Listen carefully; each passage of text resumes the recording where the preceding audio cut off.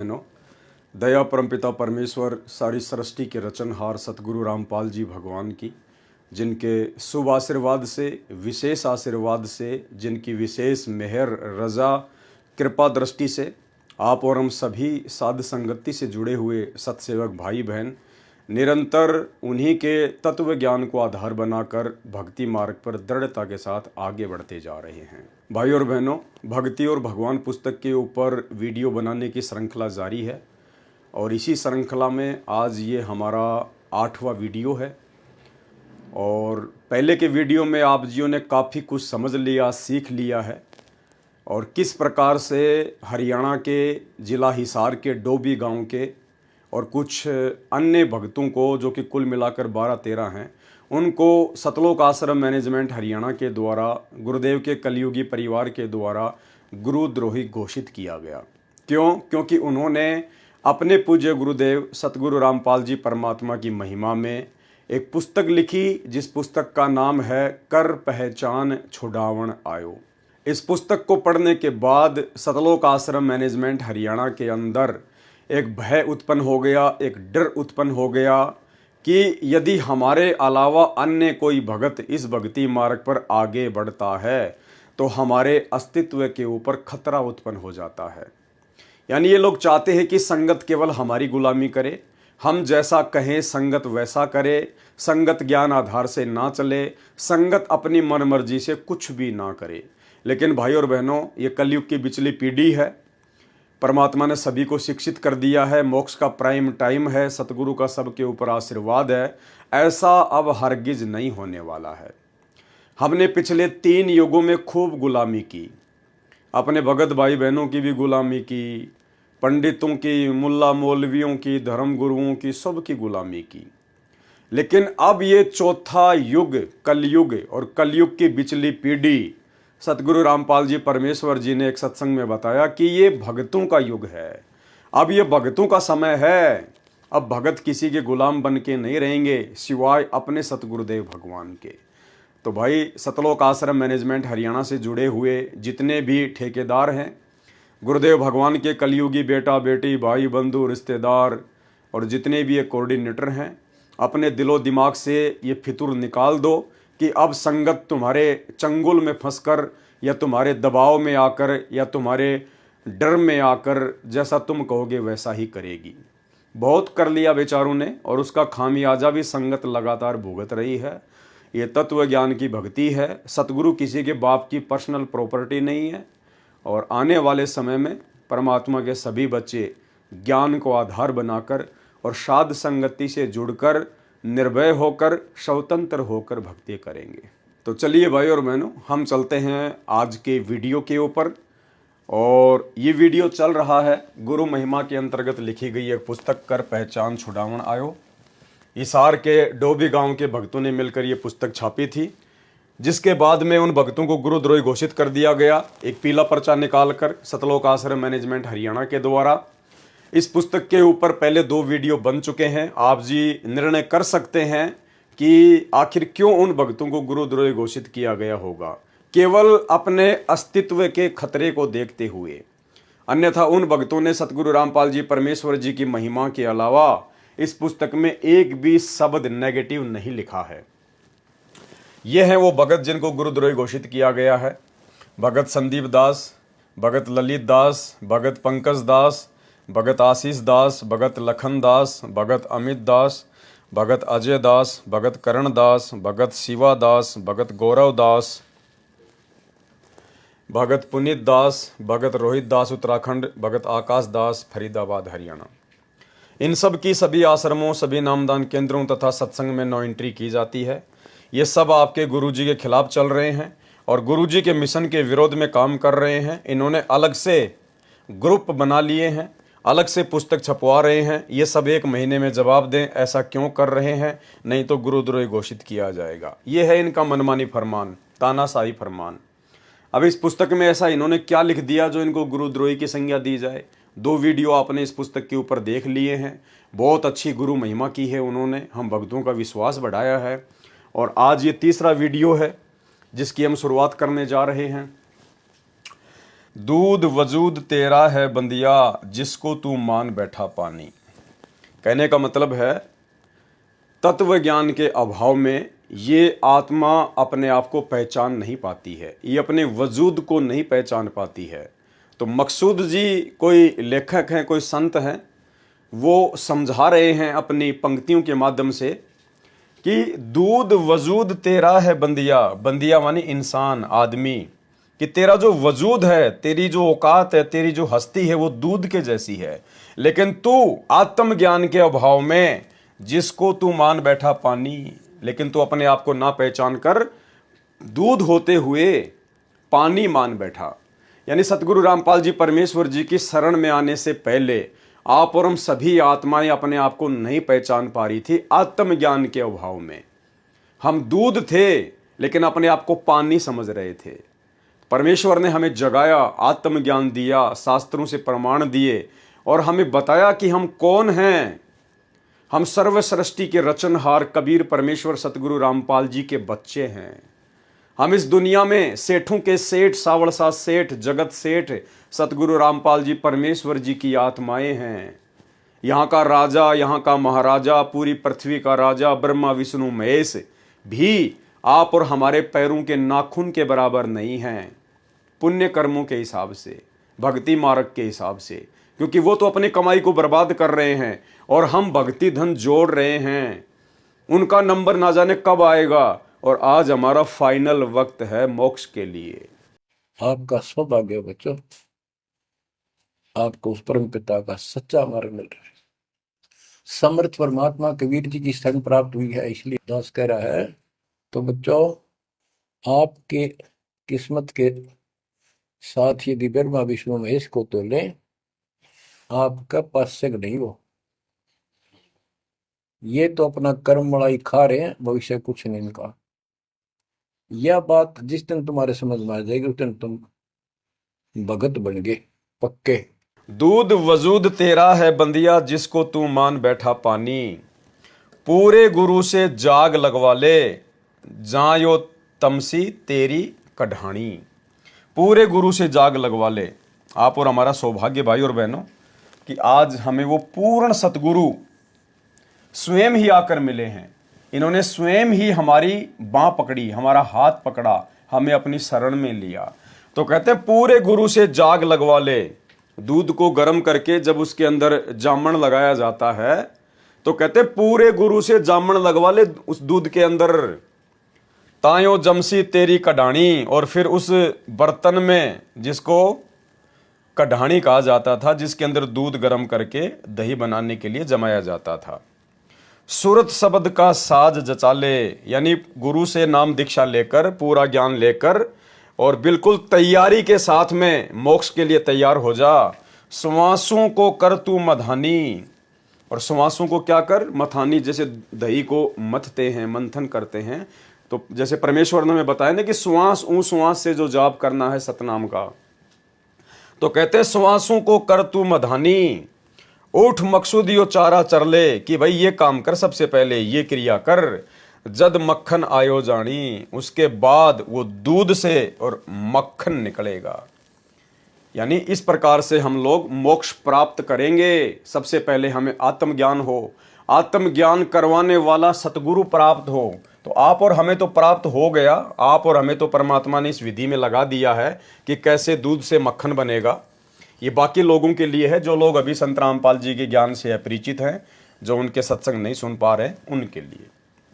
और यदि समय पर दूध में जाग नहीं लगाया जाता तो वह दूध खराब हो जाता है, फिर उसमें से घी नहीं निकल सकता। इसलिए समय रहते जब वह दूध गर्म हो तभी उसमें जाग लगाया जाता है। ये बात संत मकसूद जी ने मानुष चोले के ऊपर कही है। तुमसे प्रार्थना है कि तुम समय रहते पूरे संत से नाम दीक्षा लेकर अपने जीवन को सफल बना लो, नहीं तो ये जीवन हाथ से छूट जाएगा, फिर तुम कोई भी चारा नहीं कर सकते। किंतु जिसे थोड़ा बहुत ज्ञान भी हो गया और वह किसी लालच के कारण संत रामपाल जी महाराज जी की शरण में भी आ गया और जीव का अभिमान नहीं गया, तो परमात्मा से मिलने वाले पूर्ण लाभ से वंचित रह जाता है। यानी इस पूर्ण सतगुरु से उपदेश प्राप्त करने के बाद भी यदि साधक ने अपने अंदर से वो लोभ, लालच, ईर्ष्या, राग, द्वेष, मान बढ़ाई, अभिमान, यदि इन सब का परित्याग नहीं किया तो भी वो परमात्मा को प्राप्त नहीं कर सकता, अर्थात दूध से मक्खन नहीं बन सकता। एक सत्संग में गुरुदेव भगवान ने हमें बताया कि इस भक्ति मार्ग में आने के बाद में यदि आपने लोभ लालच को नहीं त्यागा, अपने स्वार्थों को नहीं त्यागा, तो आप जी भक्ति मार्ग पर कभी भी सफल नहीं हो सकते। सुनिए ऑडियो। बच्चों, परमात्मा कहते हैं कि वो दुल्हा सतलोक में निवास करता है और वहां जाने के लिए आपको पूर्ण गुरु की आवश्यकता पड़ती है और अपने मन का दोष दूर करना होगा।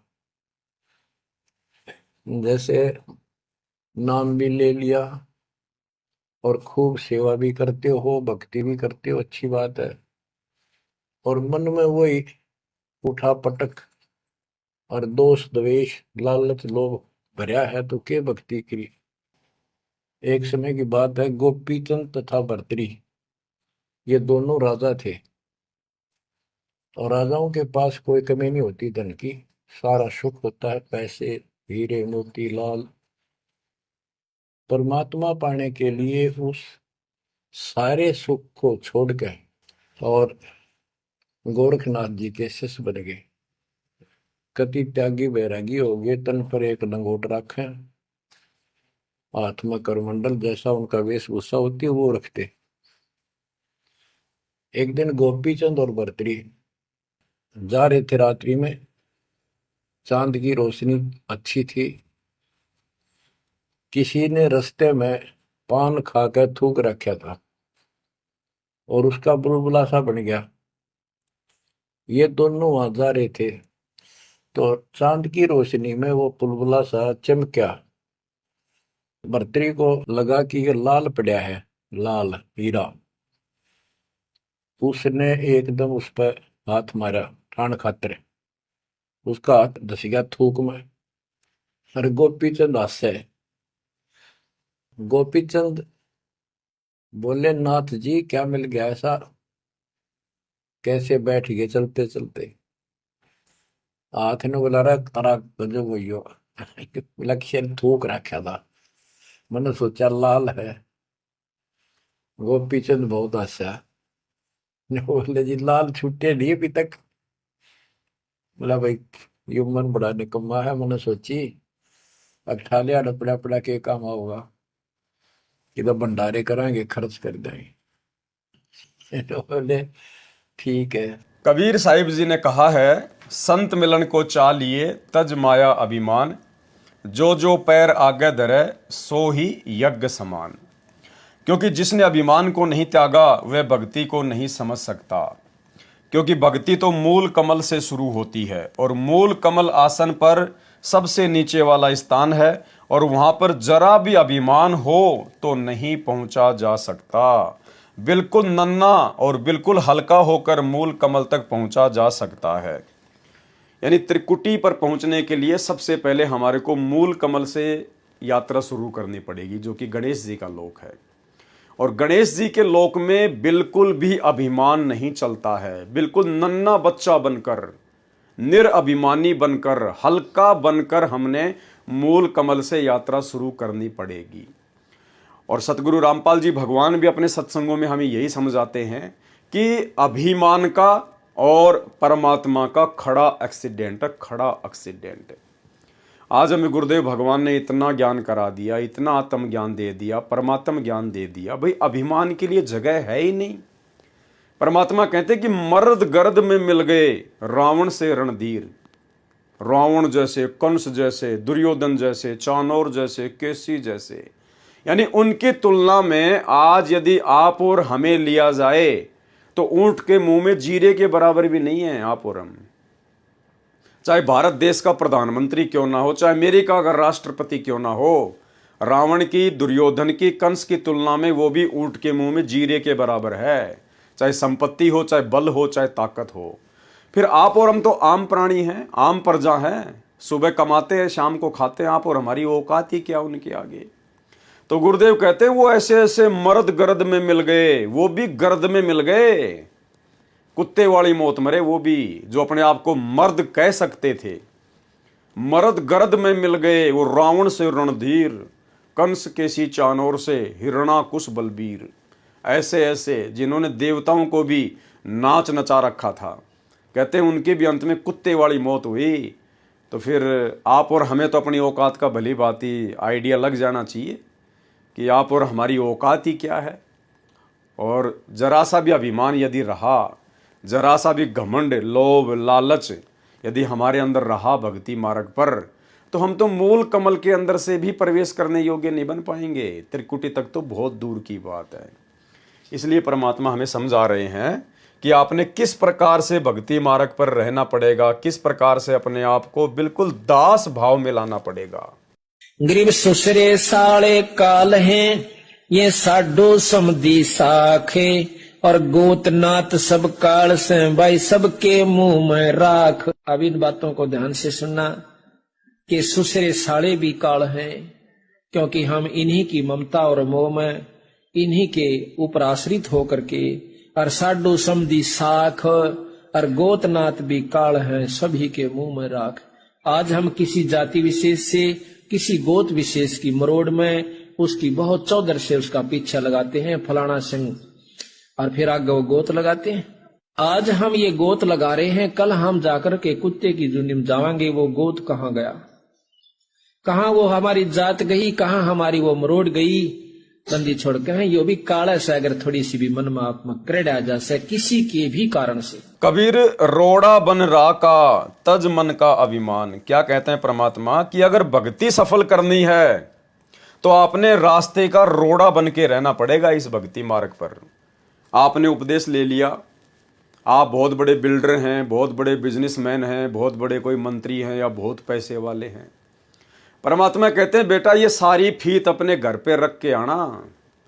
ये उपदेश लेने के बाद इस यथार्थ 13वें कबीर पंथ में पूर्ण परमेश्वर सतगुरु रामपाल जी भगवान की शरण लेने के बाद अपने आप को बहुत बड़ा पैसे वाला समझना, बहुत बड़ा पदवान समझना, बहुत बड़ा कोई शरीर में कोई हट्टा कट्टा है या अपने आप को पहलवान समझना, परमात्मा कहते हैं ये नहीं चलेगा इस मार्ग में बिल्कुल भी। रास्ते का रोड़ा समझना पड़ेगा, रास्ते का कंकर। रास्ते का रोड़ा यानी कोई भी आदमी चलता फिरता उसको ठोकर मारता रहता है। इधर से आया उसने ठोकर मारा, वो रोड़ा इधर गिर गया, इधर से आया उसके पैर की ठोकर लगी, वो इधर चला गया, किसी को कुछ नहीं बोलता वो। तो कहते हैं आपने इस प्रकार से रास्ते का रोड़ा बनकर भक्ति करनी पड़ेगी। निरअभिमान, किसी प्रकार का कोई घमंड नहीं, कोई अहंकार नहीं।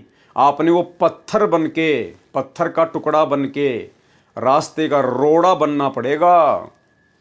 कबीर रोड़ा बन रा का तज मन का अभिमान, हरिजन ऐसा चाहिए तहां मिले भगवान। कहते हैं हरिजन यानी भगत जब इस प्रकार का हो जाएगा, उसका स्वभाव इस प्रकार का हो जाएगा रास्ते की रोड़े की तरह, कि चाहे उसको कोई गाली दे रहा है, चाहे उसको कोई थप्पड़ मार रहा है, चाहे उसको कोई भला बुरा कह रहा है, लेकिन वो रास्ते की रोड़े की तरह बिल्कुल चुप, कुछ नहीं बोलता। बोलने दे भाई, बोलने दे भाई। हमारे कर्म ही ऐसे हैं। हम सतलोक से अपने बाप के साथ धोखा करके इस काल के साथ आए, हमारे साथ तो इससे भी ज़्यादा बुरी बननी चाहिए थी। इस प्रकार से रास्ते का रोड़ा, कबीर रोड़ा बन रा का तज मन का अभिमान, हरिजन ऐसा चाहिए तहां मिले भगवान। कहते हैं तब भगवान मिलेगा, लेकिन उससे भी बात नहीं बनेगी, उस रोड़े से भी नीचा बनना पड़ेगा। क्या कह रहे हैं परमात्मा आगे, भाई रोड़ा हुआ तो क्या हुआ, पंथी को दुख दे। अगर तू रास्ते का रोड़ा भी बन गया, अपने आप को तूने पत्थर भी समझ लिया, कंकर भी समझ लिया, तो कहते हैं भाई रोड़ा बनने से भी बात नहीं बनेगी। वो रोड़ा अगर किसी के पैर में लग गया, कोई नंगे पैर चल रहा है और अगर उसके पैर के नीचे वो रोड़ा आ गया, तो भाई उसको तो दुख होगा, उसको दर्द होगा, उसके पैर में दर्द होगा, चुभन होगी। तो कहते हैं उससे भी बात नहीं बनेगी, रोड़ा बनने से भी बात नहीं बनेगी।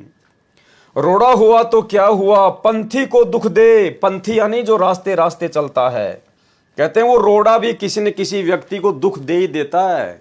उसके पैर में चुभ ही जाता है या उसकी चप्पल में लग के और गुद्दी में लग जाती है पीछे चोट। कई बार जैसे बचपन में हम लोग कंकरीले रास्तों पे चला करते थे, रोड के साथ साथ में छोटे छोटे पत्थर के टुकड़े पड़े हुआ करते थे, तो चप्पल पहनते थे उस समय।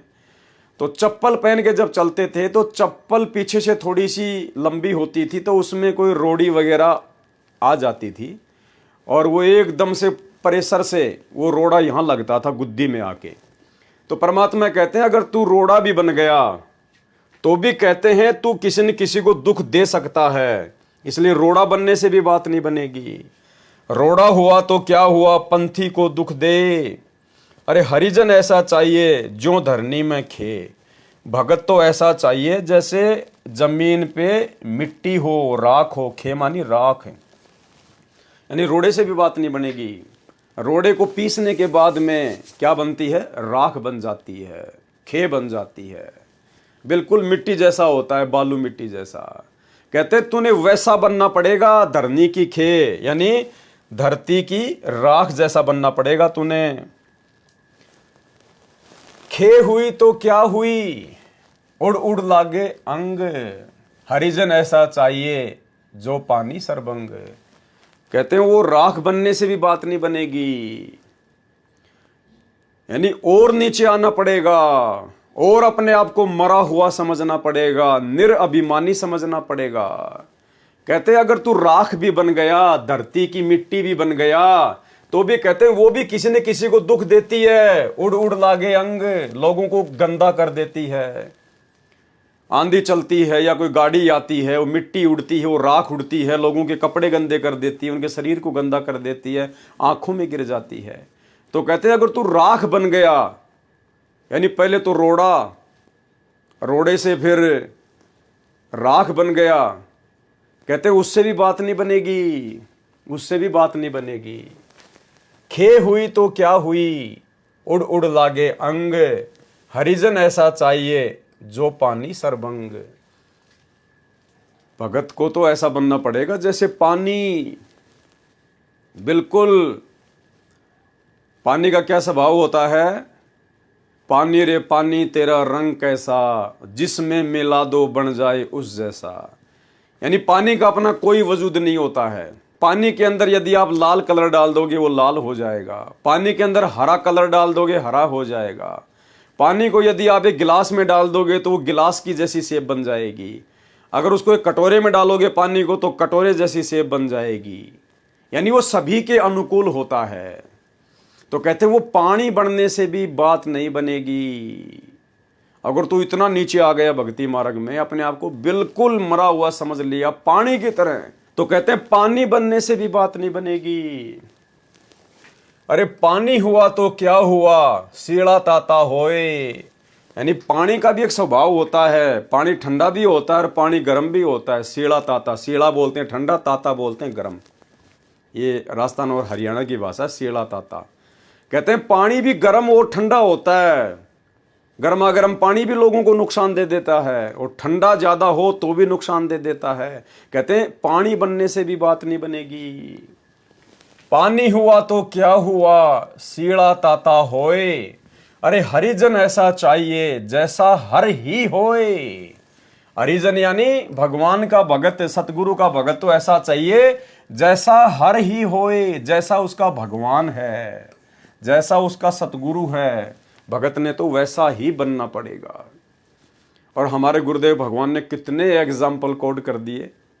आधीनता दासा तन के, आपने चौथे या पांचवें पार्ट में पढ़ी पुस्तक शैतान बना भगवान, जिसमें किस प्रकार से गुरुदेव भगवान से 2-4 गांव के लड़कों ने कान पकड़वा कर उठक बैठक निकलवाई, नाक से जमीन में 7 लकीर निकलवाई, गुरुदेव को गालियां निकाली, गुरुदेव के साथ में मारपीट की, लेकिन परमेश्वर बिल्कुल दास भाव में।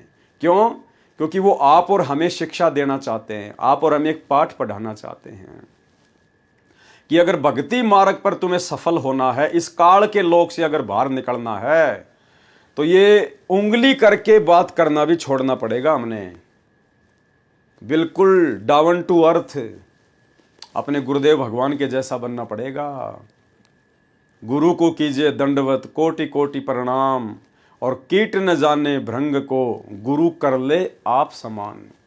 जब तक हम अपने पूज्य गुरुदेव भगवान सतगुरु रामपाल जी परमेश्वर जी के जैसे स्वभाव वाले नहीं बनेंगे, शील, संतोष, विवेक, दया, अक्षमा, जब तक इनके जैसे गुण हमारे अंदर प्रकट नहीं होंगे, इस ज्ञान से, भक्ति से हम सतलोक जाने के योग्य नहीं बन पाएंगे, चाहे कितनी भक्ति कर लें हम। हमने अपने गुरुदेव के जीवन को अपने ऊपर धारण करना पड़ेगा, अमल करना पड़ेगा। जब से हम अपने गुरुदेव को जानते हैं, आप लोगों ने कब से उपदेश लिया है? किसी ने 1994 में लिया, किसी ने 2000 में लिया, किसी ने 2005 में, किसी ने 8 में, किसी ने 14 में, किसी ने 12 में या 13 में। तो जब से आप अपने गुरुदेव भगवान को जानते हो, तब से भाई आप अपने गुरुजी का जीवन देख लो। क्या हमारे गुरुजी का कोई मित्र है? क्या आपने कभी सुना कि भक्ति मार्ग में आने के बाद हमारे गुरुदेव भगवान ने कोई मित्र बनाया हो, या भक्ति मार्ग में आने से पहले गुरुदेव का कोई मित्र था तो गुरुजी ने उससे मित्रता निभाई हो या वर्तमान में निभा रहे हो? कभी नहीं सुना आपने। तो भक्ति मार्ग में हमने भी इसी प्रकार से रहना पड़ेगा। यदि हमने उपदेश ले लिया, गुरुदेव की शरण प्राप्त हो गई, और हमारे जितने भी यार, दोस्त, मित्र हैं, परमात्मा कहते हैं या तो उनको इस मार्ग पर ले आओ, भक्ति मार्ग पर ले आओ, ज्ञान समझा दो। अगर वो ज्ञान नहीं समझते हैं, भक्ति मार्ग पर नहीं लगते हैं, तो तुरंत उनसे कनेक्शन काट दो, वो यारी, दोस्ती, मित्रता तोड़ दो। अन्यथा वो मित्र एक दिन आपके लिए काल साबित होगा। काल। छोटा सा सत्संग सुनिए। हम किसी के मित्र हैं और उस मित्र को इस मार्ग पर नहीं ला सकते हैं, तो उस मित्र से मित्रता मत रखिए। वो मित्र तेरी जान का झाड़ बन जाएगा और आपको ले डूबेगा। ऐसे बहुत से भक्त हमें मिले,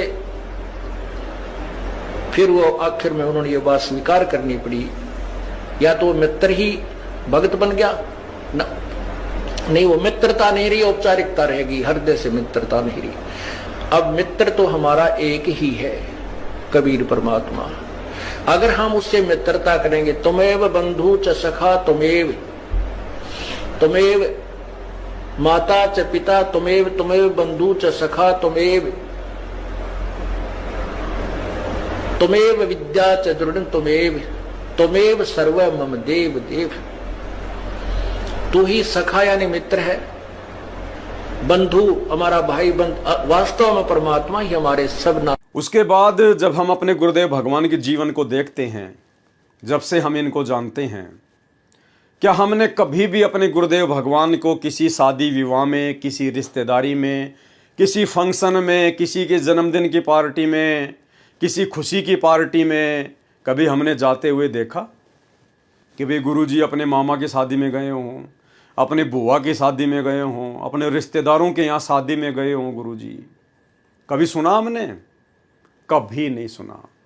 हमने केवल इतना ही सुना और इतना ही देखा कि गुरुजी आज नरेला में सत्संग करने जा रहे हैं, गुरुजी आज पूना में सत्संग करने जा रहे हैं, गुरुजी आज काठमंडी में सत्संग करने जा रहे हैं, गुरुजी आज दिल्ली जा रहे हैं सत्संग करने, या गुरुजी करोथा आश्रम में बैठ के सत्संग कर रहे हैं।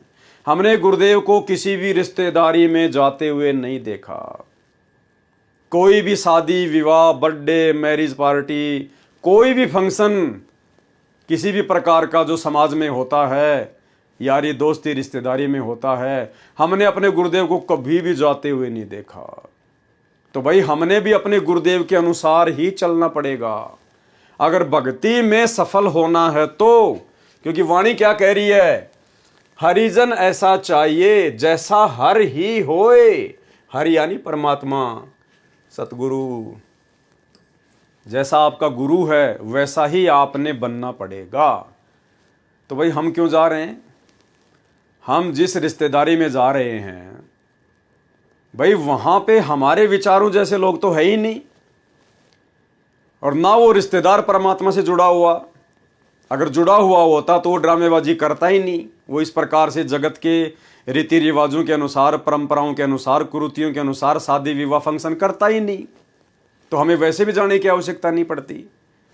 और अब वो जो भी क्रिया करेगा वो आप और हमारी भक्ति क्रियाओं के विपरीत होगी। तो पहली बात तो हमने वहां पे जाना ही नहीं है बिल्कुल भी। अगर हम वहाँ चले भी गए ये सोचकर कि मैं वहाँ कुछ खाऊंगा नहीं, पीऊंगा नहीं, कोई उल्टा काम नहीं करूंगा, कोई मर्यादा नहीं तोड़ूंगा, तो फिर तू बाबा बन के क्या करेगा वहाँ जाके? अरे वहाँ जाके फिर तू करेगा क्या? जब तेरे को कुछ करना ही नहीं है तो वहाँ जाके भी क्या करेगा? फिर मजाक का पात्र बनेगा। 2 गालियाँ लोग तुझे देंगे, 2 गालियाँ गुरुजी को देंगे। तो हमने वहाँ जाना ही नहीं है।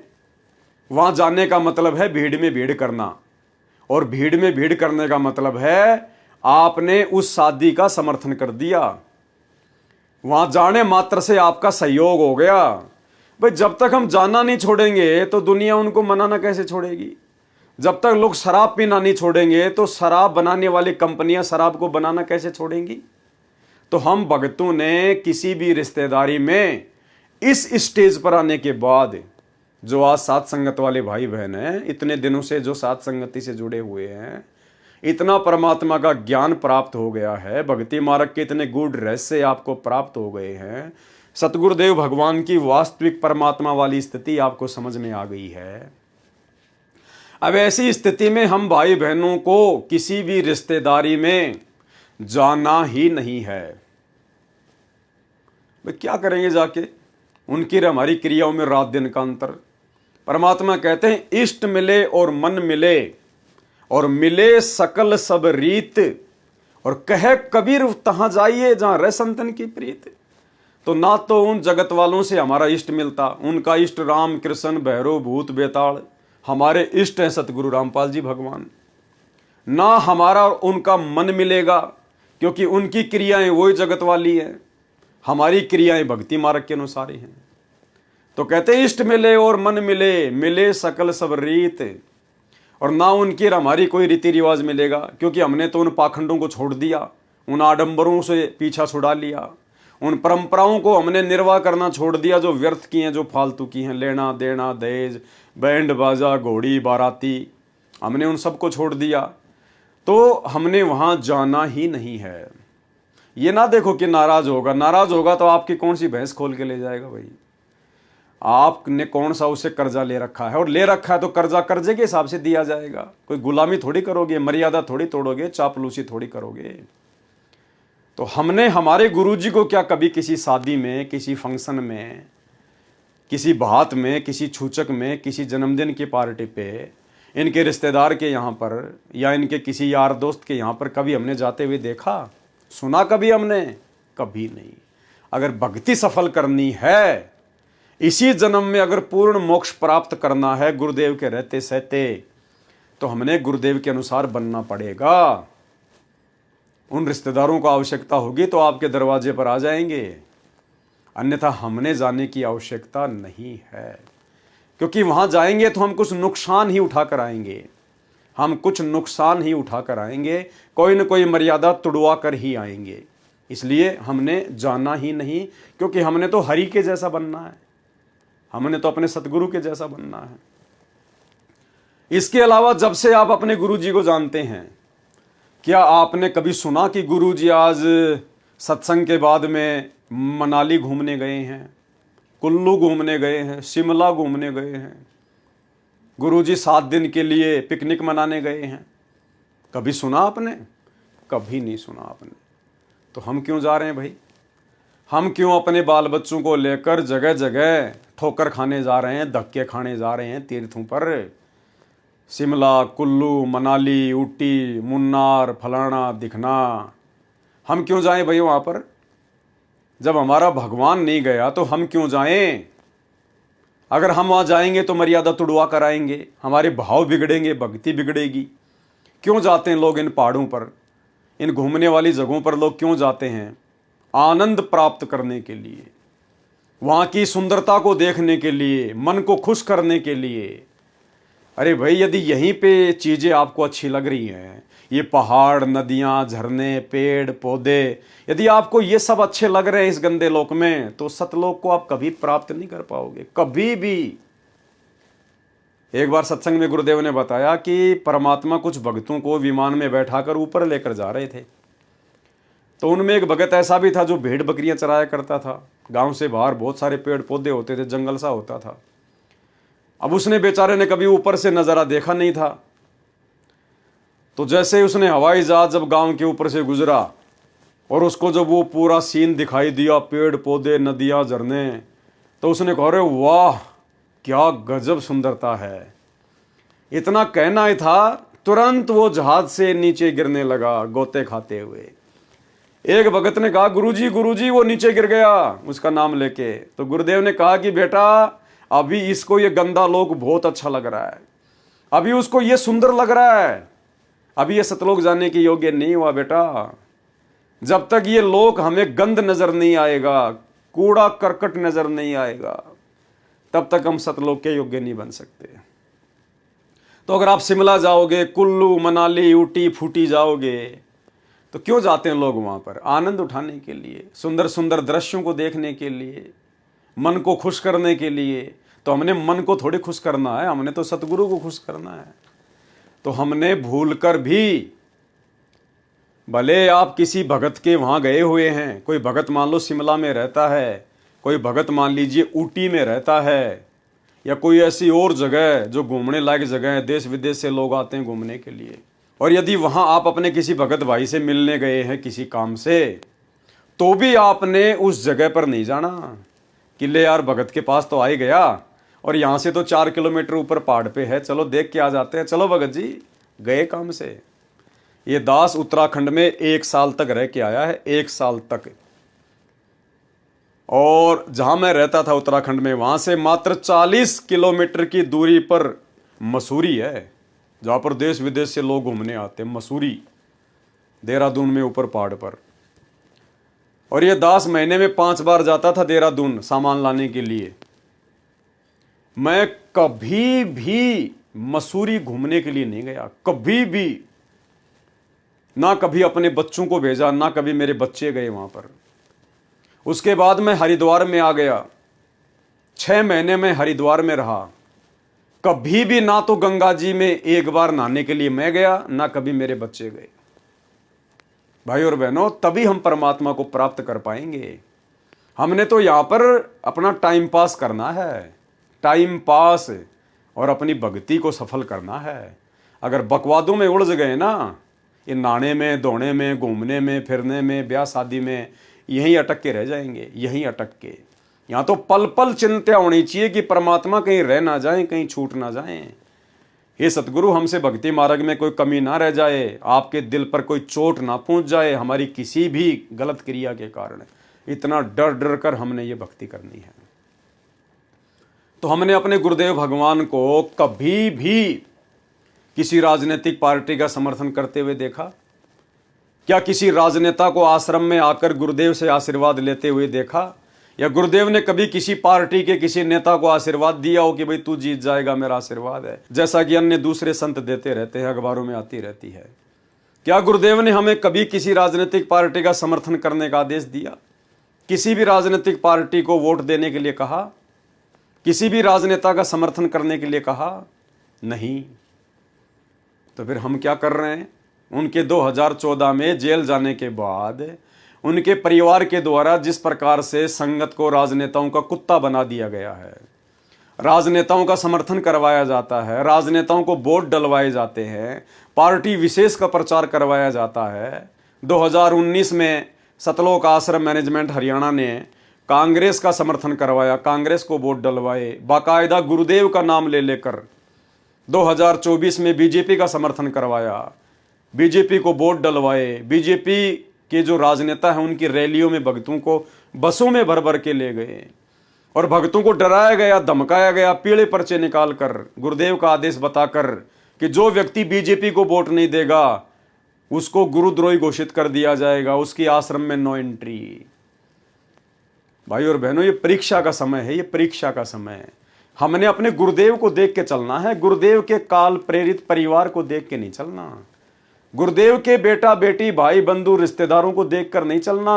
वो तो काल की हद में है, काल की जकड़ में है।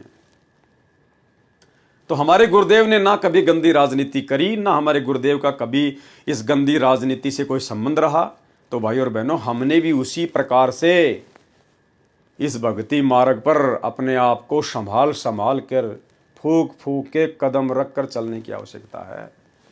तब ये भक्ति सफल होगी, वरना ये काल भक्ति सफल होने नहीं देगा। काल स्वयं तो सामने आता नहीं है, स्वयं तो प्रकट होता नहीं अपने ओरिजिनल रूप में, तो कैसे भ्रमित करेगा वो, कैसे मर्यादा तोड़वाएगा? गुरुदेव के परिवार के माध्यम से, क्योंकि संगत नादान है, संगत आंख बंद करके विश्वास कर लेती है कि गुरुजी का बेटा है, गुरुजी का भाई है, गुरुजी के परिवार वाले हैं, और संगत विश्वास में आके मर्यादा तोड़ देती है, ज्ञान को आधार बना नहीं पाती। तो हमने इस प्रकार की गलतियां करने से बिल्कुल बचना है। हमारा कोई नहीं है, हमने अपनी छाया का भी विश्वास नहीं करना है, केवल अपने गुरुदेव के अलावा। इनके परिवार वाले तो बहुत दूर की बात है। तो हमने भाई और बहनों बहुत सोच समझ के भक्ति मार्ग पर फूक फूक के कदम आगे रखना है, और अपने गुरुदेव भगवान के जैसा ही बनकर हम इनके सतलोक में जा सकते हैं। दूसरा कोई चारा नहीं है। पानी हुआ तो क्या हुआ, सीड़ा ताता होए, और हरिजन तो ऐसा चाहिए जैसा हर ही होए। जैसा हमारा भगवान है, जैसे हमारे सतगुरुदेव हैं, हमने ऐसा ही बनना पड़ेगा, तभी हम यहाँ से बाहर निकल सकते हैं।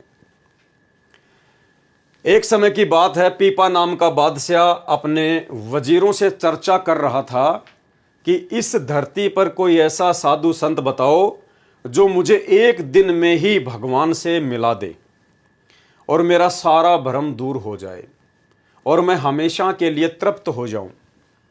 वजीरों ने सलाह करके बताया कि वर्तमान में रविदास नाम के महात्मा की काफ़ी महिमा सुनी है, आप उनके पास जाइए, परंतु हे राजन, वह तो नीच जाति का है, इसमें आपकी मान हानि होगी।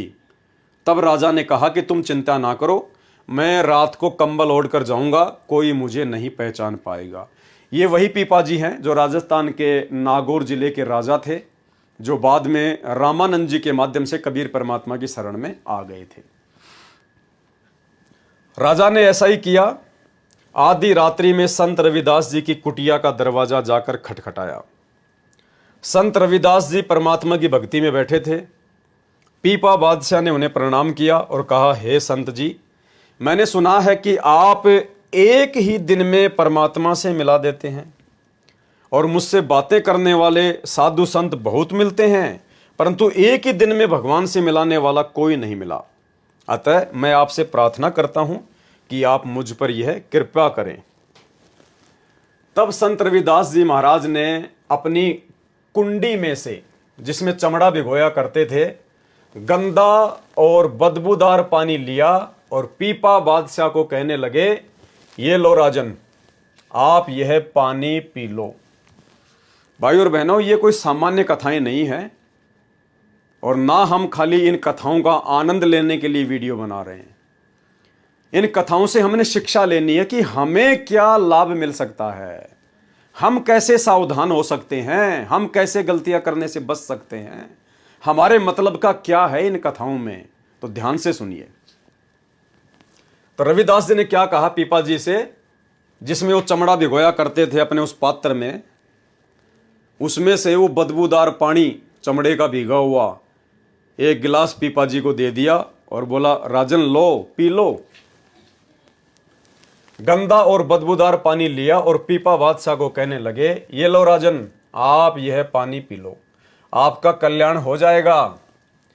तब राजा ने शर्म के कारण अपने हाथ तो फैला लिए, परंतु वह पानी नहीं पिया, बल्कि सारा पानी हाथों के सहारे से नीचे गिरा दिया और कुछ राजा के कपड़ों में लग गया। फिर राजा वापस महल में आ गया और वजीरों को भली बुरी कहने लगा कि वह रविदास पागल है, उसने मुझे भीगे हुए चमड़े का गंदा पानी पिलाया, मेरा धर्म भ्रष्ट हो जाता। जल्दी से वह कपड़े उतार कर धोने के लिए भिजवा दिए।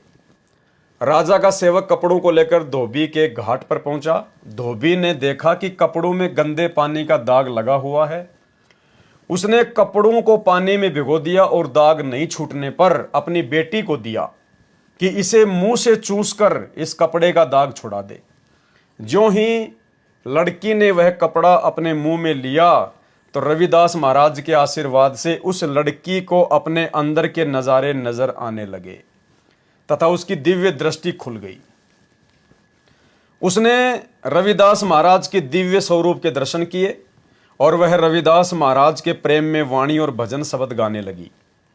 काफ़ी लोगों ने उसकी महिमा और प्रशंसा की और उसे संत मान लिया। ये बात पीपा राजा के पास पहुंची तो राजा भी उस लड़की के दर्शन के लिए गया। पीपा राजा बहुत नेक आत्मा थी जो परमात्मा के लिए बेहद व्याकुल थी। बाद में कबीर साहिब ने इस आत्मा का उद्धार किया था, परंतु जब वह राजा उस लड़की के पास पहुंचा तो लड़की ने उस राजा को प्रणाम किया। तब राजा ने सोचा यह तो कोई साधारण लड़की है, भला संत होती तो मुझे प्रणाम क्यों करती। तब लड़की ने कहा कि हे राजन, मुझे तो ज्ञान आपके कारण ही प्राप्त हुआ है। आपके कपड़ों में दाग लगे हुए थे, ज्यों ही मैंने कपड़ों को मुंह में लिया वह अमृत का रस मेरे अंतःकरण में प्रवेश हुआ और मुझे परम आनंद की अनुभूति हुई। सारे संदेह और शोक दूर हो गए। यह सुनकर राजा को अपनी गलती का एहसास हुआ और जल्दी से दौड़ता हुआ रविदास महाराज के पास पहुंचा और कहा, हे महाराज, मुझसे गलती हो गई, मुझे वह आपका अमृत दोबारा पिला दो। तब रविदास महाराज ने उत्तर दिया, क्या कहा? अरे प्याऊं था तब पिया नहीं। जब तुझे पिला रहा था, तू आया था रात को और मैंने तुझे गिलास भर के दिया था, उस समय तो तूने पिया नहीं। प्याऊं था तब पिया नहीं।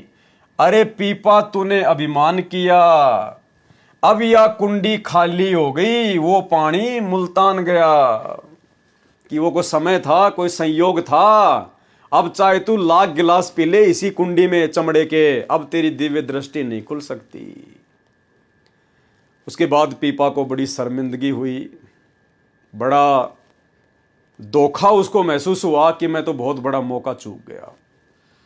भाई और बहनों, ठीक आज सतलोक आश्रम से जुड़ी हुई 90% संगत की यही हालत है। 2014 बरवाला कांड के बाद, सतगुरु रामपाल जी परमेश्वर जी के जेल जाने के बाद उनका सत्य मिशन, ये साध संगति चल रही है, जहां से परमात्मा नेक भगत बना रहे हैं, सुयोग्य भगत बना रहे हैं, सतलोक के लिए आत्माएं तैयार कर रहे हैं, गुरु को भगवान मानने वाले आत्मा तैयार कर रहे हैं। यह ट्रेनिंग सेंटर है भक्ति मार्ग का। और बाद में ये लोग रोएंगे, पछताएंगे। आज हम इनसे प्रार्थना कर रहे हैं, विनती कर रहे हैं, हाथ जोड़ रहे हैं। 90% संगत तक संदेशे पहुंचाने के लिए हम लोग सतलोक आश्रम मैनेजमेंट हरियाणा की मार पिटाई खा रहे हैं, गालियां खा रहे हैं, मुकदमे झेल रहे हैं, जेल झेल रहे हैं, लेकिन ये लोग आंखें नहीं खोल रहे। और जब आने वाले समय में इनको पता चलेगा इस बात का कि हां, वास्तव में साध संगतियां सतगुरु रामपाल जी परमेश्वर जी ने ही चलवा रखी थी, ये उनका गुप्त मिशन था, उसके बाद में ये रोएंगे, पछताएंगे, ये साध संगति से जुड़ेंगे, साध संगति के वीडियो देखेंगे दिन रात। लेकिन भाई उस समय फिर क्या होगा? वही होगा जो पीपा जी के साथ हुआ कि प्याऊं था तब पिया नहीं। अरे पीपा, तूने अभिमान किया, अब यह कुंडी खाली हो गई, वो पानी मुल्तान गया। अरे जब सतगुरु रामपाल जी परमेश्वर जी के सतलोक जाने का समय आ जाएगा, उस समय फिर तुम क्या साध संगति के वीडियो देखकर भगत बनोगे? भाई जब परीक्षा सिर पर आ गई और उससे पहले साल भर तक तो तुमने किताब देखी नहीं कभी खोल के, और फालतू की किताबें पढ़ते रहे, नॉवल पढ़ते रहे, कोई फिल्मी किताबें पढ़ते रहे, अश्लील किताबें पढ़ते रहे, और जब एग्जाम आ गया, 2 दिन होए, 4 दिन, उस समय तुम अपने कोर्स की किताबें पढ़ोगे, कभी जिंदगी में पास नहीं हो पाओगे। तो 2014 बरवाला कांड और उसके बाद से तुम्हारे को सतलोक आश्रम मैनेजमेंट हरियाणा के द्वारा ये राजनीति की पुस्तकें पढ़ाई जा रही हैं, आरक्षणबाजी की पुस्तकें पढ़ाई जा रही हैं, गुंडों की सीबीआई जांच वाली पुस्तकें पढ़ाई जा रही हैं, तुम्हारे से स्टेडियम बनवाए जा रहे हैं, तुम्हारे दान का दुरुपयोग करवाया जा रहा है, तुम्हें रक्तदान दे दान में फंसा दिया, आश्रमों में आओ, ज्योति पाठ का पैसा दो, अपने घर पे भाग जाओ, तुम्हारे को झूठा लोभ लालच दे रखा है। और जब समय आएगा, अब उस समय फिर तुम अचानक से साध संगति से जुड़ोगे, साध संगति के वीडियो देखना शुरू करोगे, तो देख लेना, लेकिन तुम उस चीज को प्राप्त नहीं कर पाओगे। जिस चीज को पिछले 8 वर्षों से हम सत्सेवक भाई बहन लगातार उसका अमृत पान करते आ रहे हैं, ये एक दिन में समझ में नहीं आता ये भगवान। तुम सोचो लो भाई, जब सात संगतियां, जब ये क्लियर हो जाएगा कि सात संगति सही है, तो हम तो 1 महीने में सात संगति की वीडियो देखकर संत रामपाल जी को परमात्मा मान लेंगे, भगवान मान लेंगे। फिर तो बहुत पीछे जा चुके होंगे आप लोग, बहुत पीछे, पकड़ने से भी नहीं पकड़ पाओगे। ये मनुष्य जन्म बर्बाद कर चुके होंगे। प्याऊ था तब पिया नहीं, अरे पीपा तूने अभिमान किया, अब यह कुंडी खाली हो गई, वो पानी मुल्तान गया। जो मनुष्य समय रहते परम संत की खोज नहीं करता तथा उनकी आज्ञा अनुसार अपने जीवन को न्योछावर नहीं करता। अब 2014 बरवाला कांड के बाद से संगत तो गुरुदेव की आज्ञाओं पर न्योछावर है ही नहीं भाई। सतगुरु का परिवार और सतगुरु के साथ में 24 घंटे जो सेवादार रहा करते थे आश्रमों में, वो तो पहले भी गुरु जी की आज्ञाओं के विरुद्ध चलते थे, और 2014 के बाद में उन्होंने संगत को भी गुरु जी की आज्ञाओं के विरुद्ध मोड़ दिया। सारे उल्टे कुकर्म करवा दिए। नाम गुरु जी का, पीला पर्चा गुरु जी के नाम का, संदेश गुरु जी के नाम का, और सारे उल्टे काम काल प्रेरणा से। तो भाई फिर बात बनेगी नहीं, ये न्योछावर होने में नहीं आता। जो मनुष्य समय रहते परम संत की खोज नहीं करता तथा उनकी आज्ञा अनुसार अपने जीवन को न्योछावर नहीं करता, वह अपना अभिमान नहीं त्यागता, वह मनुष्य अपना जीवन व्यर्थ कर जाता है। परमात्मा प्राप्ति के मार्ग में अभिमान सबसे बड़ी दीवार है। गुरुदेव कहते हैं, आधीनी के पास है पूर्ण ब्रह्म दयाल, यानी जो भगत आधीन है, विनम्र है, दास है, कैसे उसके पास में सतगुरु है, उसके पास में दीन दयाल है। आधीनी के पास है पूर्ण ब्रह्म दयाल, और मान बड़ाई मारियो बेअदबी सिरकाल। जो आदमी मान बड़ाई में फूला फूला फिरता है ना, अहंकार में, अभिमान में, भगतों को गालियां देता है, भगतों के साथ में मारपीट करता है, कहते वो तो बेअदबी कर रहा है। और ऐसे बेअदबी इंसान के सिर पर तो काल बैठा होता है, काल।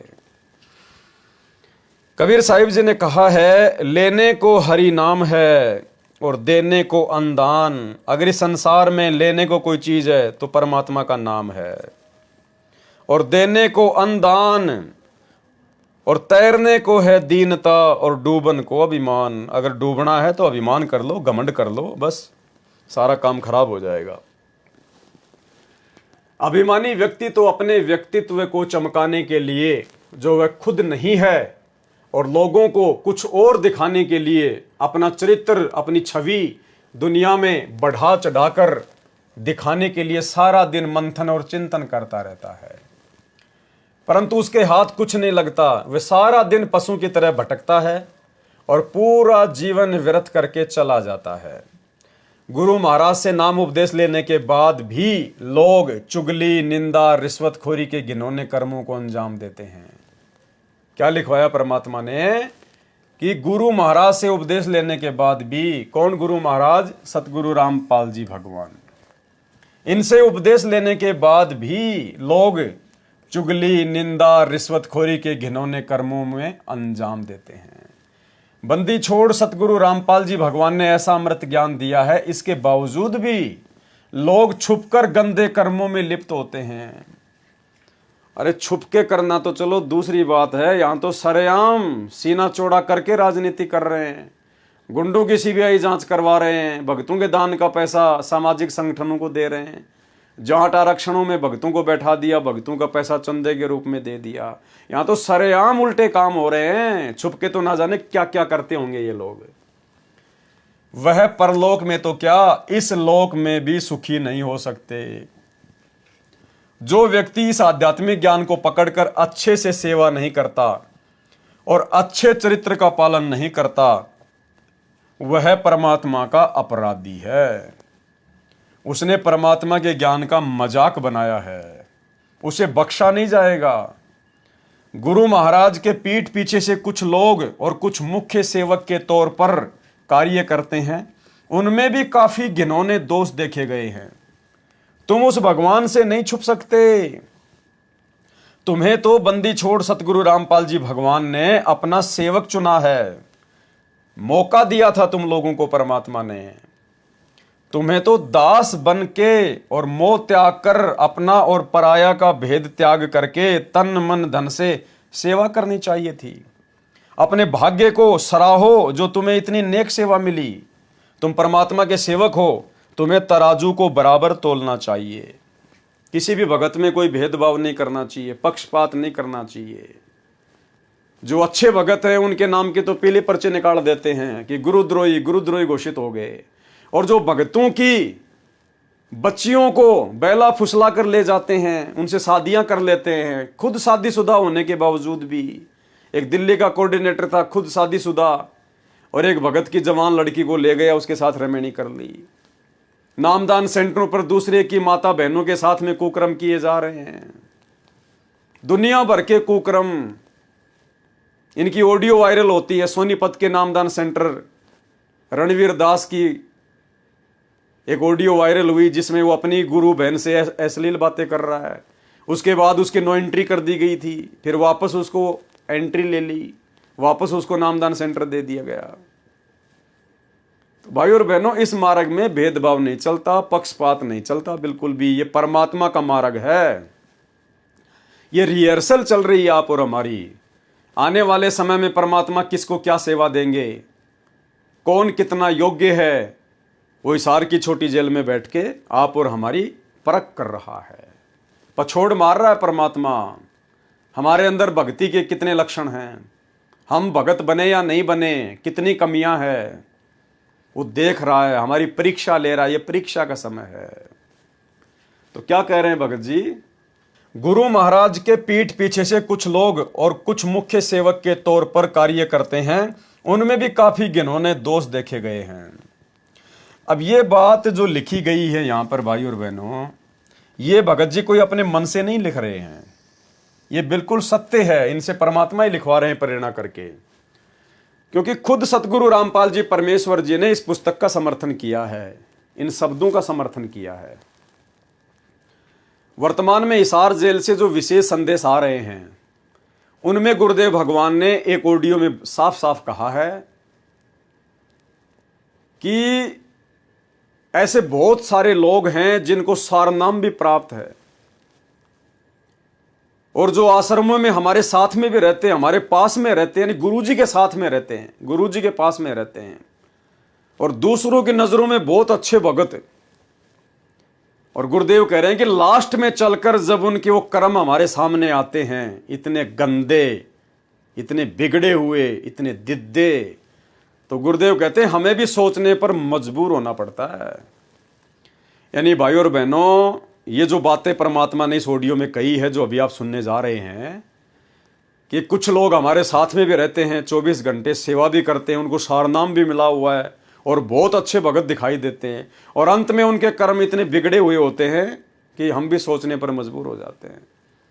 यानी परमात्मा स्पष्ट तौर पर अपने परिवार के विषय में और मैनेजमेंट के विषय में ना कहकर इन हिसार जेल से आने वाली ऑडियो में समझदार आत्माओं के लिए संकेत कर रहे हैं खुल के, कि भाई इन्हीं लोगों से दुखी होकर मैं जेल में आके बैठा हूं, और जब तक ये गंदगी साफ नहीं होलेगी, और गंदगी साफ कैसे होगी भाई और बहनों? अगर सतगुरु ने अगर अपनी समर्थता से अगर ये गंदगी साफ करनी होती तो आश्रम में कर देते, बरवाला कांड होने की नौबत ही नहीं आती। लेकिन परमात्मा का काल के साथ एग्रीमेंट है, और परमात्मा कभी भी बुरा नहीं बनता। राम किसी को मारे नहीं, मारे तो हत्यारा राम, अपने आप ही मर जाएंगे कर कर खोटे काम। तो बहुत सारे खोटे काम तो इन्होंने बरवाला कांड से पहले किए आश्रम में, जिनका जिक्र गुरुदेव ने अपने बयानों में कर रखा है। बयानों की कॉपी ये लोग संगत को दे नहीं रहे। आज 10 साल हो गई, सतगुरु रामपाल जी के बयानों की एक भी कॉपी इन्होंने संगत में वायरल नहीं की, क्योंकि सतगुरु रामपाल जी ने अपने बयान अपने परिवार के खिलाफ, इस मैनेजमेंट के खिलाफ दे रखे हैं। और उसके बाद तो इन्होंने क्या क्या कुकर्म कर दिए 2014 के बाद, ये आप और हमारी आंखों के सामने है। तो इन्होंने इतने कर्म बिगाड़ लिए हैं भाई और बहनों अपने, कि आने वाले समय में परमात्मा को आवश्यकता नहीं पड़ेगी इनको साइड में करने की। ये अपने कर्मों के चलते खुद ही साइड में हो जाएंगे, खुद ही। तो वो ऑडियो सुनिए आप, जो हिसार जेल से आई है, उसमें परमात्मा ने किस प्रकार से हम जिन लोगों को अपनी अज्ञानता और नादानी के चलते गुरु जी का बेटा बेटी भाई बंधु समझ रहे हैं, बहुत अच्छे भगत समझ रहे हैं, ये तो सार नाम प्राप्त है, तो सार शब्द मिल गया, और हम उनके पीछे लट्टू बन के घूमते हैं कि बस इस भगत के पैर पकड़ लो, इस भगत की गुलामी कर लो, मैं तो वैसे सतलोक चला जाऊंगा। तो उन लोगों के विषय में गुरुदेव क्या कह रहे हैं सुन लीजिए। फिर वो बताते हैं, गरीब कोट वर्ष करे साधों की, पत्थर का जल में क्या भीजे, चंदन बन में रंग लागे, एक बांस बिटन भी ना सीधे। परमात्मा गरीबदास जी कितना प्यारी व्याख्या करते हैं कि कोटि वर्ष करे संगत संतों की, सतगुरु की, पत्थर का जल में के भीजे। पत्थर को पानी में डाल दो कितने में, और 100 वर्ष के बाद निकाल लो, उसका कभी असर नहीं। उसको एक दूसरे एक साथ बिठा दो, जब आगे निकलेंगी चिंगारी पाटेगी, जबकि पानी से तो सब नरम हो जाते हैं। इसी प्रकार बताया है कि जो निकम्मी आत्मा है, पत्थर हो चुके हैं काल के बकवाद कर करके, वो सत्संग में कितने दिन रहो, उनका कभी असर नहीं हो, उन बकवाद करनी ही करनी। अब जैसे कई भक्त हैं, दिखे ऐसे हैं जैसे बहुत बड़े भगत है, बहुत निकट रहते हैं हमारे, और अंत में उनके कर्म इसे गद्दे पावे, हम सोच भी नहीं सकते। तो ये गलतियां हैं, इनको सुधारना पड़ेगा अपने। माई और बात तेरे काम न आवे, संतों शरण लाग रे, मुके सोवग पलत में बंदे, जाग जाग नर जाग रे, जाग जाग नर जाग। गुरु महाराज के पीठ पीछे से कुछ लोग और कुछ मुख्य सेवक के तौर पर कार्य करते हैं, उनमें भी काफी घिनौने दोष देखे गए हैं। तुम उस भगवान से नहीं छुपा सकते, तुम्हें तो बंदी छोड़ सतगुरु रामपाल जी भगवान ने अपना विशेष सेवक चुना है, तुम्हें तो दास बन करके और मोह त्याग कर, अपना और पराया का भेद त्याग करके तन मन धन से सेवा करनी चाहिए थी। अपने भाग्य को सराहो जो तुम्हें इतनी नेक सेवा मिली, तुम परमात्मा के सेवक हो, तुम्हें तराजू को बराबर तोलना चाहिए। लेकिन बिल्कुल इसके विपरीत किया उनके परिवार वालों ने। अरब देश की बात है, हजरत मोहम्मद साहब के बाद एक उनके सेवक थे और उन्हीं की सल्तनत थी। 22 लाख मरब्बा मील पर हुकूमत किया करते थे, यानी इतना लंबा चौड़ा उनका क्षेत्र था। तथा आधीनी इतनी थी कि घर घर जाकर पूछ कर आया करते थे कि कहीं कोई भूखा तो नहीं रहा। यानी दास कैसे होते हैं, भगत कैसे होते हैं। मुसलमान धर्म के प्रवर्तक हजरत मोहम्मद जी के शरीर छोड़ने के बाद उनके एक सेवक का यहां पर उदाहरण दिया गया है, जिसका 22 लाख मील, इतना लंबा चौड़ा जिसका क्षेत्रफल था। इतना मतलब वो राज करता था, उसका क्षेत्र था इतना, जैसे चक्रवर्ती होता राजा। उसके बावजूद भी उसने अपने आप को दास समझा, अपने पैगंबर का, अपने अल्लाह का, अपने रसूल का नौकर समझा। और किस आधीनी से, किस दास भाव से उसने अपना राज्य किया, सेवा की। ये एग्जाम्पल दिया जा रहा है।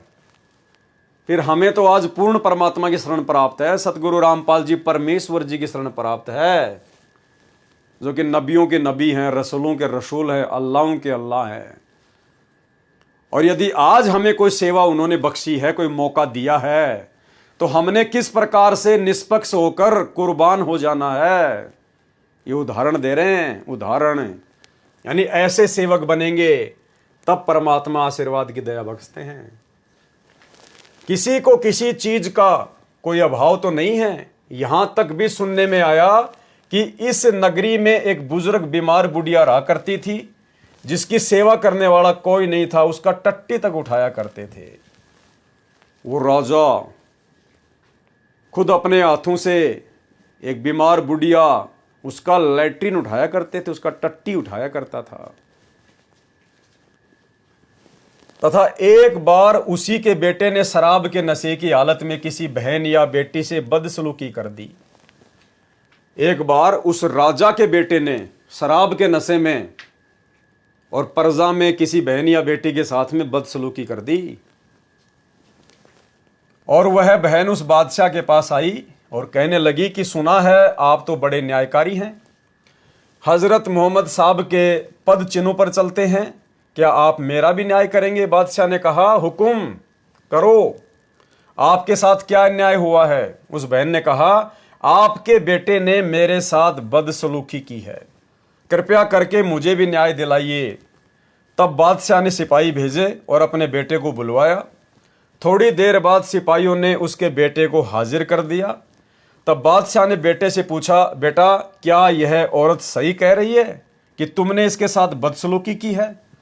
तब बेटे ने स्वीकार कर लिया कि हाँ पिताजी, ये गुनाह मेरे से नशे की हालत में हो गया।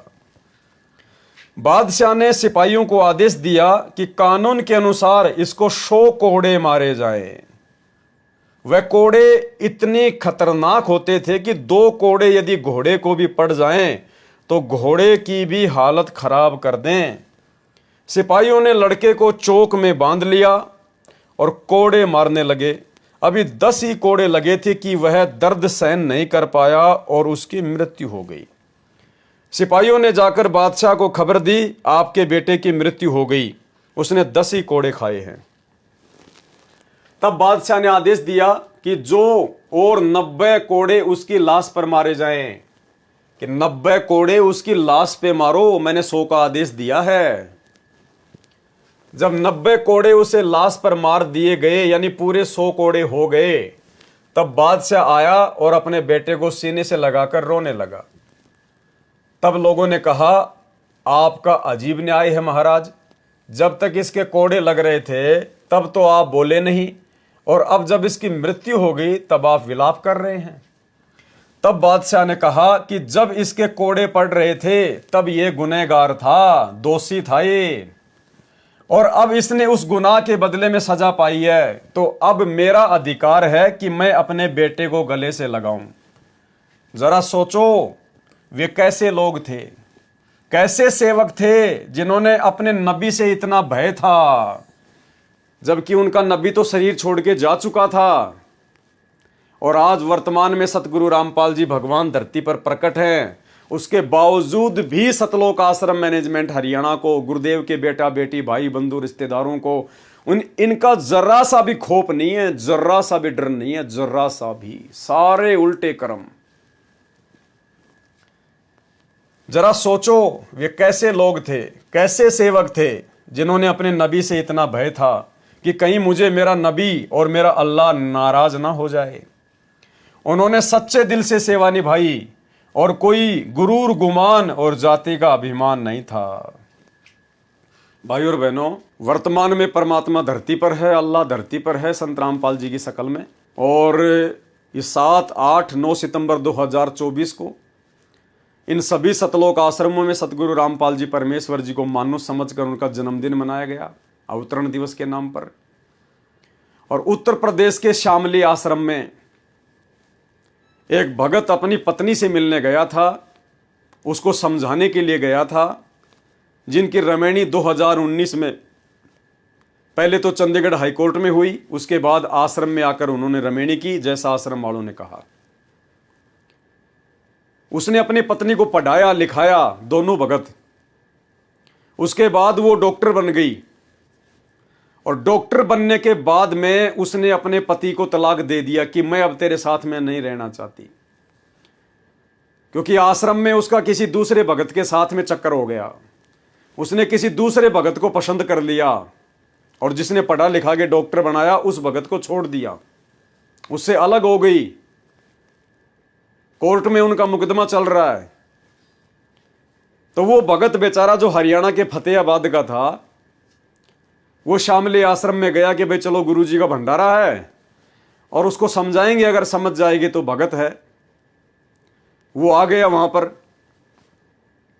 वो समझाने लगा उसको, उसकी पत्नी का पहले से ही आश्रम वालों के साथ में संपर्क पूरी तरह से, और जो शामली आश्रम का संचालक है देशराज मान, जो कि सतलोक आश्रम वालों का वर्ल्ड कोऑर्डिनेटर है, एक नंबर का गुंडा आदमी है, शकल से भी और आचरण से भी। वही देशराज मान जो 2016 में अपने कुछ गुंडे हरियाणा और दिल्ली से सारनामी लोग 2 गाड़ियां भर के और मुझे जानवर की तरह पीट के गया था, वही देशराज मान सतगुरु रामपाल जी परमेश्वर जी का बुआ का लड़का। उस लड़की ने जाकर शिकायत कर दी तो देशराज और 15-20 लोग आश्रम वाले मुख्य सेवादार उस भगत को एक कमरे में ले गए अंदर, और 2 से 3 घंटे तक उस भगत के साथ में जबरदस्त मार पिटाई करी। उसको पट्टों से मारा, डंडों से मारा, और देशराज एक छोटी सी पिस्तौल रखता अपने साथ में। प्रहलाद भगत ने तो कभी डंडा भी नहीं उठाया, और ये संत रामपाल जी के भगत होकर पिस्तौल रखते हैं। ये तो पहचान होती है गुंडों की, बदमाश लोगों की, ये तो पहचान होती है। उस भगत की कनपट्टी पे वो बंदूक रख दी और कोरे कागज पर साइन करवाए और धमकी दी कि हरियाणा छोड़ के भाग जाना, अगर दोबारा दिखाई दे गए तो जान से मार देंगे। उसके बाद उस भगत ने FIR करवाई, रिपोर्ट करवाई, अपना मेडिकल करवाया, काफ़ी चोटें उसको लगी हुई है बेचारे को। सारे कागज़ उसने WhatsApp पे डाले हैं, FIR भी हो गई। पुलिस प्रशासन भी शायद उसके साथ में जाके मौका मुआयना करके आया था। एक छोटा सा वीडियो उस भगत का दिखा देते हैं आपको। तहसील शामली इंजनाना थाने के गांव बैदखेड़ी में स्थित सतलोक आश्रम में आज एक युवक की कमरे में बंद करके घंटों पिटाई किए जाने का आरोप है। पीड़ित का कहना है कि पिस्टल दिखाकर पत्नी को छोड़ने और शामली छोड़कर भाग जाने और आश्रम में कोई पिटाई न किए जाने के बारे में लिखवाकर जबरदस्ती हस्ताक्षर कराए गए हैं। हरियाणा के फतेहाबाद के मूल निवासी और शामली के हाल निवासी अजय कुमार पुत्र प्रेमचंद ने बताया कि वह सतलोक आश्रम का समर्थक है और 2019 में उसकी शादी चंडीगढ़ हाई कोर्ट में होने के बाद फिर इसी आश्रम में हुई थी। अब पति पत्नी के बीच विवाद चल रहा है जो कोर्ट में विचाराधीन है। इधर बेदखेड़ी सतलोक आश्रम में आज 3 दिवसीय कार्यक्रम का पहला दिन था। इस कार्यक्रम में अजय कुमार और उसकी पत्नी भी मौजूद थे। अजय कुमार का आरोप है कि आश्रम के कुछ ठेकेदारों ने गुंडई दिखाते हुए एक कमरे में ले जाकर उसके साथ मारपीट की और पिस्तौल दिखाकर कोरे कागज पर दस्तखत ही नहीं कराए बल्कि पत्नी को छोड़कर हरियाणा भाग जाने तथा आश्रम में कोई मार पिटाई न किए जाने को भी लिखवाया गया। बाद में पुलिस को लिखित सूचना दी गई। तहरीर में आश्रम के प्रबंधक देशराज और प्रबंध कमेटी के सदस्य हरदेश दास, थाना भवन का शिवम तथा मेहता सेवादार को आरोपी बनाया गया है। हरदेश दास ने बताया कि यह आश्रम में गलत तरीके से वीडियो बना रहा था और किसी महिला के साथ छेड़छाड़ की घटना बताई गई है। हरदोष ने आरोप निराधार बताते हुए पति पत्नी के विवाद में कुछ नहीं बताया और इसके अलावा हरदेश ने कोई बाइट देने से भी इनकार किया है। थाना प्रभारी निरीक्षक ने बताया कि पति पत्नी का विवाद कोर्ट में चल रहा है। आश्रम में मार पिटाई की सूचना मिली है, मेडिकल कराकर जांच पड़ताल की जा रही है। ऊन तहसील शामली से सनी सैनी की रिपोर्ट।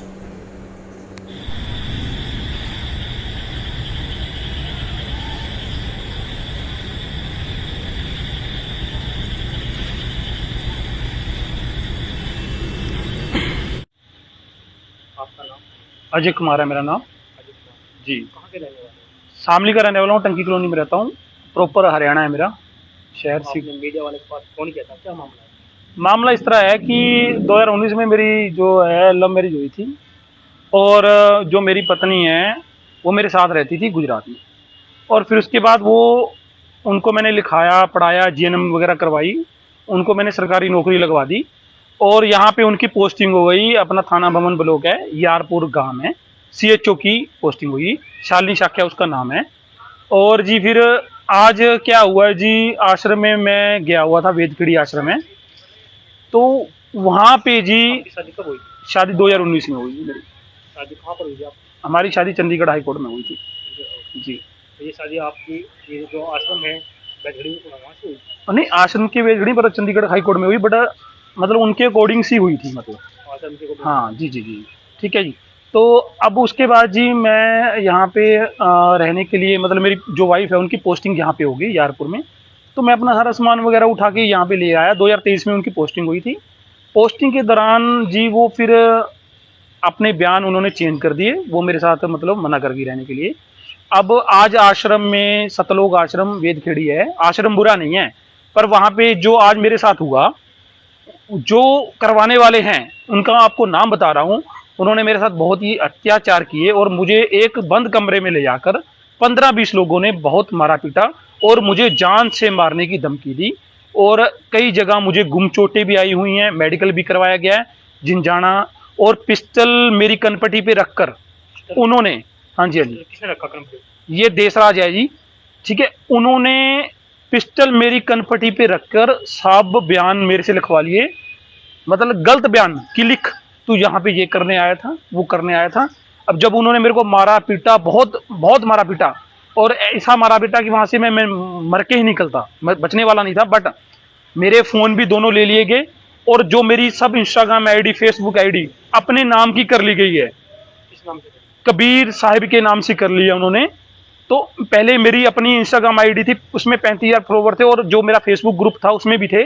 इन्होंने अपने ही नाम से अपने ही कर लिया, और उसके बाद मेरे को धमकी दी इन्होंने कि अगर तुझे शामली, तुझे छोड़ के जाना पड़ेगा, अगर तू यहाँ रहे तुझे जान से मार देंगे।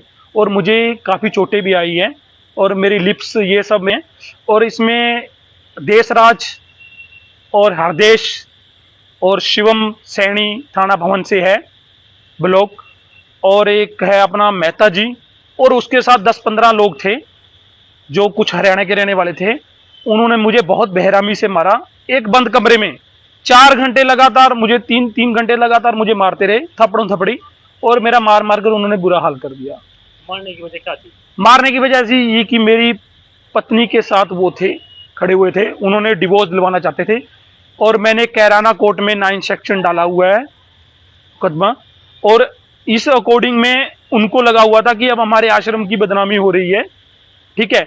और इस विवाद में उनको चलते उन्होंने एक प्लानिंग की, उन प्लानिंग के हिसाब से आज मैं आश्रम में विशाल भंडारा था, तो वहां पे मैं तैयार होकर रेडी गया, मैं चलो जाके आता हूँ आश्रम में। तो आश्रम में जब मुझे उन्होंने एक बंद कमरे में ले जाकर बैठा लिया, और फिर उन्होंने मुझे मारा और पिस्टल मेरी कान पट्टी पे रख दी, और फिर जो मुझसे उन्होंने क्या लिखवा? उन्होंने मुझे गलत बयान लिखवाए कि तू अपनी पत्नी के पीछे आया है और ठिकाने लगाने आया है उसको, ये लिख, और डिवोर्स दिलाने की धमकी दी, वो भी लिख, और ये भी लिखा कि तू, मतलब उन्होंने गलत गलत चीजें, मतलब उन्होंने ये भी लिखवाया कि तू आश्रम में आया, तेरे साथ हाथोपाई नहीं हुई है, कोई मारपीट नहीं हुई है, ये भी लिख। और उन्होंने मुझे बहुत बेरहमी से मारा, जबकि फिर मुझे लिखना पड़ गया। तो इसी कारण जब इंसान के आगे मौत आती है तो फिर इंसान और क्या करे। फिर अगर मैं ना लिखता वो मुझे मार देते, और मुझे उन्होंने, और पटे से, एक पटा था, उन्होंने मेरे को पटे से भी मारा बहुत ज्यादा, और यहाँ पे मेरी गुम चोटें बहुत आई, और उनमें मेरा मेडिकल भी हुआ है, और आगे की कार्रवाई हमने पुलिस में दे दी गई है तहदीक। तो किस टाइम घटना है? ये सुबह मॉर्निंग की 11 बजे की घटना है आज की। और मेरे लिप्स, हाँ जी, ये मेरा लिप्स देखिए आओ, यहाँ है जी, ये तो आपने तहरीर दी है थाने में? जी दी है मैंने। क्या कहा है? अब आगे की जो है वहाँ के सब इंस्पेक्टर जो है पुलिस अधिकारी हैं वो कार्रवाई करेंगे। और मैं ये कहना चाहता, और उसके बाद में ये न्यूज़ दुनिया भर के अखबारों में आ गई कि संत रामपाल जी के आश्रम में आश्रम के ठेकेदारों के द्वारा इस प्रकार से मारपीट की गई, पिस्तौल कनपटी पे रख दी गई, टीवी चैनलों में न्यूज़ चलने लग गई। तो ये हैं कलयुगी सेवक, ये हैं कलयुगी नौकर। इन्हें कोई अपने नबी का, अपने रसूल का, अपने अल्लाह का, इन्हें कोई डर नहीं है, कोई भय नहीं है। एक तरफ तो वो राजा हजरत मोहम्मद का सेवक जिसको अपने रसूल से, अपने नबी से इतना डर कि ऊपर जाकर क्या मुंह दिखाऊंगा, अपने बेटे तक को उसने मौत के घाट उतरा दिया। और एक तरफ ये कलयुगी नौकर, ये कलयुगी भगत सतलोक आश्रम मैनेजमेंट हरियाणा वाले। इन आश्रमों में रंडीबाजी होती है, वेश्यावर्ती होती है इन आश्रमों में, गुंडागर्दी होती है इन आश्रमों में, ये भक्ति नहीं है यहां। ये सब कुछ काल प्रेरणा से चल रहा है, सब कुछ काल प्रेरणा से। ये रंडीबाजी का खेल तो सतलोक आश्रम वालों ने, मुख्य मुख्य सेवादारों ने बरवाड़ा आश्रम में शुरू कर दी थी। गुरुदेव ने खुद अपने बयान दे रखे हैं, भेजो ना बयान भाई, डर क्यों रहे हो। खुद गुरुजी ने स्वीकार कर रखा भाई कि आश्रम में गलत काम होते थे लेकिन मैंने नहीं किए, सेवादार और समिति वाले करते थे। स्पष्ट कह रखा गुरुजी ने अपने बयान में। करो बयान संगत में वायरल, तुम्हें डर किस बात का है? लेकिन डर इस बात का कि गुरुजी ने बयान इन लोगों के खिलाफ दे रखे। तो भाई ये रंडीबाजी का खेल तो बरवाड़ा आश्रम में भी शुरू हो गया था, इसलिए तो भगवान ने इस आश्रम को उजाड़ना पड़ा। नहीं, इस परमात्मा के रहते सहते और काल आश्रम की ईंट भी उखाड़ सकता है क्या? लेकिन जानबूझ के परमात्मा ने आश्रम को उखाड़ा, क्योंकि वहां पर गंदगी इतनी फैल गई थी। और अब तो वो जेल में बैठे जाके, और बाहर किसी को कोई डर नहीं, किसी को कोई भय नहीं, क्योंकि जो व्यक्ति गुरु को मानुष मानकर उसके साथ में रहता है उसको कोई डर नहीं होता, कोई भय नहीं होता उसको। तो सारे उल्टे काम इन सतलोक आश्रमों में होते हैं। एक जयपुर के नामदान संचालक का एक ऑडियो वायरल हो रही है, एक लड़की के साथ में सरेआम वैश्यावर्ती हो रही है। बताओ, जयपुर नामदान संचालक है कोई, पहले तो उसको प्रहलाद संभालता था, प्रहलाद हरसोलिया, फिर उसका छोटा भाई, उसकी ऑडियो वायरल हो रही है, सोजत आश्रम से कोई लड़की के साथ उसका चक्कर चल रहा है। तो सरेआम वैश्यावर्ती, सरेआम रंडीबाजी, सरेआम गुंडागर्दी। एक बिहार के नामदान सेंटर वाले की कैसे मारपीट का ऑडियो आया था। सत्संग के बहाने एक बहन को बुलाया, उसके साथ में बलात्कार किया, पुलिस FIR हो गई। सरेआम रंडीबाजी, सरेआम वैश्यावर्ती इन आश्रमों में, क्योंकि किसी को डर ही नहीं है, कोई भय नहीं है किसी प्रकार का। इनको लगता है संत रामपाल जी पे डबल उम्र कैद की सजा है, और वो तो जेल से बाहर आने नहीं, क्योंकि जो गुरु को मानुष मानता है वो तो यही सोचेगा। और बाहर हमने धार्मिक धंधा सेट कर ही लिया, आश्रम खोल ही लिए। संगत मूर्ख है, नादान है, नए नए लोग जुड़ते जाएंगे। अगर कोई पुराने लोग समझ भी जाएं, अगर हट भी जाएंगे, तो नए नए तो जुड़ ही रहे हैं, इनका काम तो चल ही रहा है। तो भाई और बहनों, दास क्या होते हैं, सेवक क्या होते हैं, भगत क्या होते हैं, भक्ति क्या होती है, नियम मर्यादा क्या है, ये इस पुस्तक के माध्यम से समझाया जा रहा है। जिसने राजा होते हुए भी अपने लड़के को मौत के घाट उतार दिया, ऐसे होते हैं सेवक, भगवान से डर के सेवा करने वाले। और आने वाले समय में ये परमात्मा सदगुरु रामपाल जी इस देश की शासन व्यवस्था ऐसे ही नेक नीति वाले भक्तों के हाथों में सौंपेंगे। वर्तमान में जो उनका परिवार है, उनके बेटा बेटी, भाई बंधु, रिश्तेदार, ये कोऑर्डिनेटर, इन गुंडों के हाथों में परमात्मा ये शासन व्यवस्था नहीं देंगे। इन गुंडों का तो नामो निशान भी नहीं मिलेगा संत रामपाल जी जब बाहर आएंगे उस समय। 2028 युग परिवर्तन का समय है, 4 साल हैं। 4 साल में तो इन लोगों की हालत ऐसी हो जाएगी जैसे गधे के सिर से सींग गायब हो जाते हैं, क्योंकि इन्होंने अपने कर्म हद से ज्यादा बिगाड़ लिए। संत रामपाल जी महाराज के हम सब उन्मति हैं, यानी हम उनके ऋणी हैं। संत रामपाल जी महाराज के हम सब उम्मती हैं। हमारा व्यवहार शीशे जैसा साफ होना चाहिए। सतगुरु से हम कुछ छुपा नहीं सकते। अगर कोई छुपा रहा है, अपने आप में शाना बन रहा है, वो दुनिया का सबसे महामूर्ख आदमी है। हमारा व्यवहार शीशे जैसा साफ होना चाहिए। यदि हम दगाबाज हैं तो हम अपना नहीं, परमात्मा का अपमान कर रहे हैं। यानी मर्यादा तोड़कर यदि हम कोई गफलत कर रहे हैं तो हम अपना नहीं, अपने गुरुजी की बेइज्जती कर रहे हैं, अपने गुरुजी का अपमान कर रहे हैं। क्योंकि हमारी अपनी कोई पहचान नहीं है। हमें यदि दुनिया जानती है तो अपने गुरुजी के नाम से जानती है, गुरुजी के आधार से जानती है। यदि हम दगाबाज हैं तो हम अपना नहीं, परमात्मा का अपमान कर रहे हैं, परमात्मा की रहमत का अपमान कर रहे हैं। हमने भक्ति मार्ग को मजाक समझ लिया है। ये राजनीतियां, अभी अक्टूबर के महीने में हरियाणा में इलेक्शन है विधानसभा के, आ जाएंगे पेड़े पर्चे 5-10 दिन में, देख लेना। गुरुजी का आदेश है, बीजेपी को वोट डालो, बीजेपी को वोट डालो। ज़्यादा से ज़्यादा अपने रिश्तेदारों को कहो, नहीं डालोगे तो गुरुद्रोही कर दिए जाओगे, आश्रम में नो एंट्री कर दी जाएगी। ये ड्रामेबाजियां 2019 से आप और हम देखते आ रहे हैं। हम गुरु महाराज को परमात्मा मानते ही नहीं। यदि मानते होते तो हमारे दिल में इतना खौफ होता कि गुरु महाराज देख रहे हैं, अपने आखिरी दिन तुम गुरु महाराज को क्या मुंह दिखाओगे। ये बचेंगे नहीं मुंह दिखाने के लिए, दिखाएंगे क्या? किस मुंह से उनके सामने जाओगे, वे सारी बातें जानते हैं। हम सत्सेवकों ने तो अपने मोबाइल की रिंग टोन पे लगा रखी है ऑडियो, जो परमात्मा ने हिसार जेल से भेजी है। इन आश्रमों में जो वीडियो कॉलिंग होती है ना, तो गुरुदेव ने कहा कि बच्चों ये ना सोचना कि जो वीडियो में दिखाई दे रहे हैं खाली वही देख रहा हूं। परमात्मा अपने आप को छुपाते हुए कह रहे हैं कि ये दास इस वीडियो के अलावा भी सब कुछ देख रहा है, सबको देख रहा है। मेरे भगवान ने मुझे वो दिव्य दृष्टि दे रखी, इतनी ताकत दे रखी है, सबको देख रहा है परमात्मा पल पल।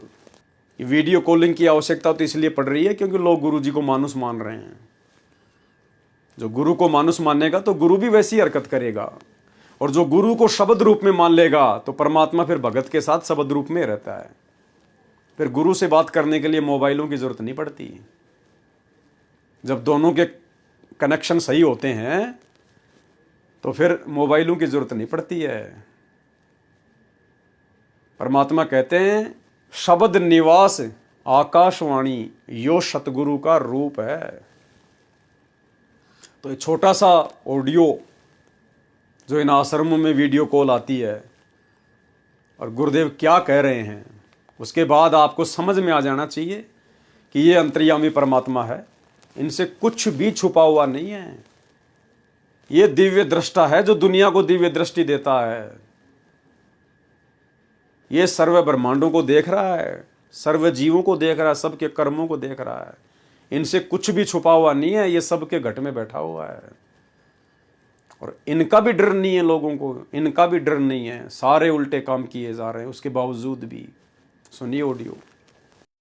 आशीर्वाद है मेरे बच्चों, सारे दिखाई देते हो, और अगर कैमरे से ना देखूं तो वैसे भी देख सकता हूं मेरे बच्चे। इतनी ताकत दे दी है मेरे बंदी छोड़ दे मेरे को। आप चिंता ना करो, जैसे सूर्य सबके साथ होता है ऐसे भगवान और दास को अपने साथ समझना। हम रोज नित्य नियम में पाठ करते हैं, चेला अथवा उपासक होई गुरु सन्मुख ले झूठ संजोई। कि चाहे चेला हो चाहे उपासक हो, चेला वो होता है जो घर परिवार को छोड़ के अपने गुरु जी के साथ रह के भक्ति करता है। उपासक वो होता है जो बाल बच्चों के साथ अपने घर पे रह के भक्ति करता है। कहते चेला अथवा उपासक होई और गुरु सन्मुख ले झूठ संजोई। और गुरु जी के सामने झूठ बोलता है, छल कपट करता है, दगा करता है मानुस मान के। निश्चय नरक पड़े शिष्य सोही, वेद पुराण बाके सब कोई।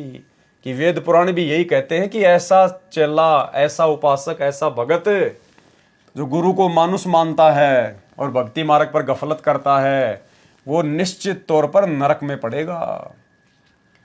सन्मुख गुरु की आज्ञाधार है। गुरु जी के सामने तो हाँ गुरु जी बिल्कुल सही बात है, गुरु जी बिल्कुल सही गुरु जी, और पीछे थे सकल निवारे, और उनके पीछे से सारे उल्टे काम। जब आश्रम में गुरु जी के सत्संग सुनते थे तो हाँ गुरु जी बिल्कुल सही है गुरु जी, बिल्कुल सही है गुरु जी, और आज उनके जेल जाते ही उनके परिवार के द्वारा, इन कोऑर्डिनेटरों के द्वारा सारे उल्टे काम, और पीछे थे सकल निवारे, उनके पीछे से सारे उल्टे काम, गंदी राजनीति, भक्तों की मर्यादा तोड़वा दी।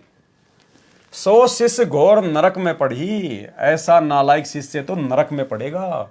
यानी भगत होने के बावजूद है, भगत होने के बावजूद जो व्यक्ति इस प्रकार का आचरण करता है वो नरक में पड़ेगा निश्चित तौर पर।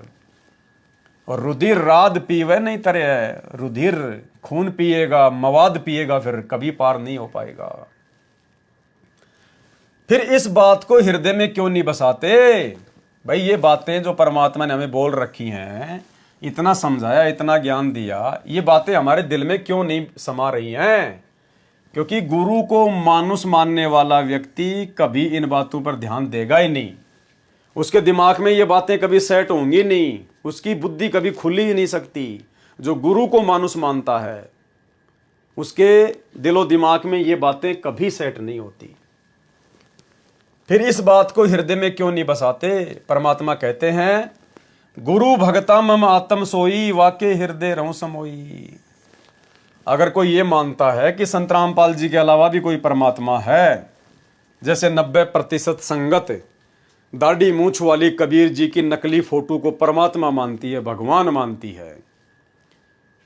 तो भगत जी समझाना चाह रहे हैं परमात्मा की वाणी का हवाला देकर कि वो तुम्हारी दाढ़ी मूंछ वाला भगवान भी यही कह रहा है कि गुरु भगता, यानी जो गुरु का भगत है, मम आत्म सोई, वो मेरी असली आत्मा है और उसी के हृदय में रहूं समोई, मैं उसी के हृदय में समाया रहूंगा।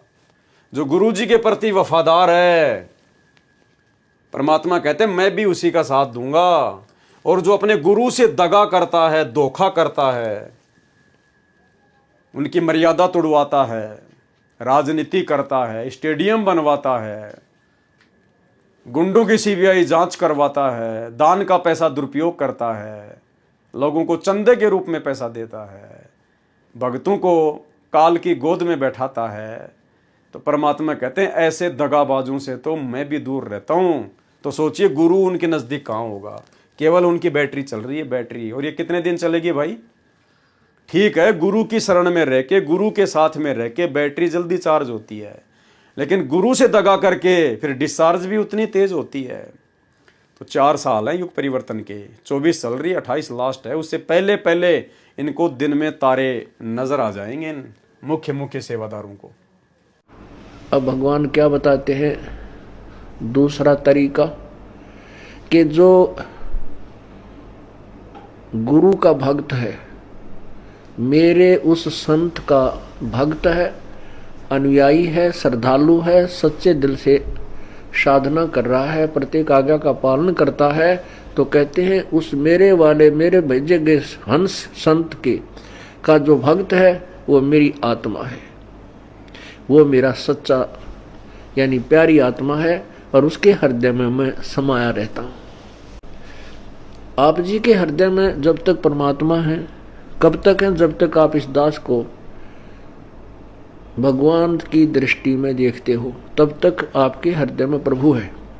और जब आपके मन में कोई दोष उत्पन्न होने लग जाता है तो काल प्रवेश कर जाता है, प्रभु हट जाता है। क्या कहते हैं भगवान? गुरु भक्ता मम आत्म होई, वाके हृदय रहूं समोई। गुरु का भक्त मेरी आत्मा हो है और उसके हृदय में मैं समाया रहता हूं, अर्थात मेरी ही उपस्थिति बनी रहती है। और जब तक भगवान की उपस्थिति है तो आपकी श्रद्धा भगवान गुरुदेव के प्रति और भक्ति के प्रति एक पूरी निष्ठा बनी रहती है। जो ही आपके हृदय में कोई दोष आता है प्रभु गुरु जी के प्रति, चाहे किसी प्रकार से, चाहे प्रत्यक्ष या अप्रत्यक्ष, परमात्मा आपसे दूर हो जाता है। ऑटोमेटिक सिस्टम है।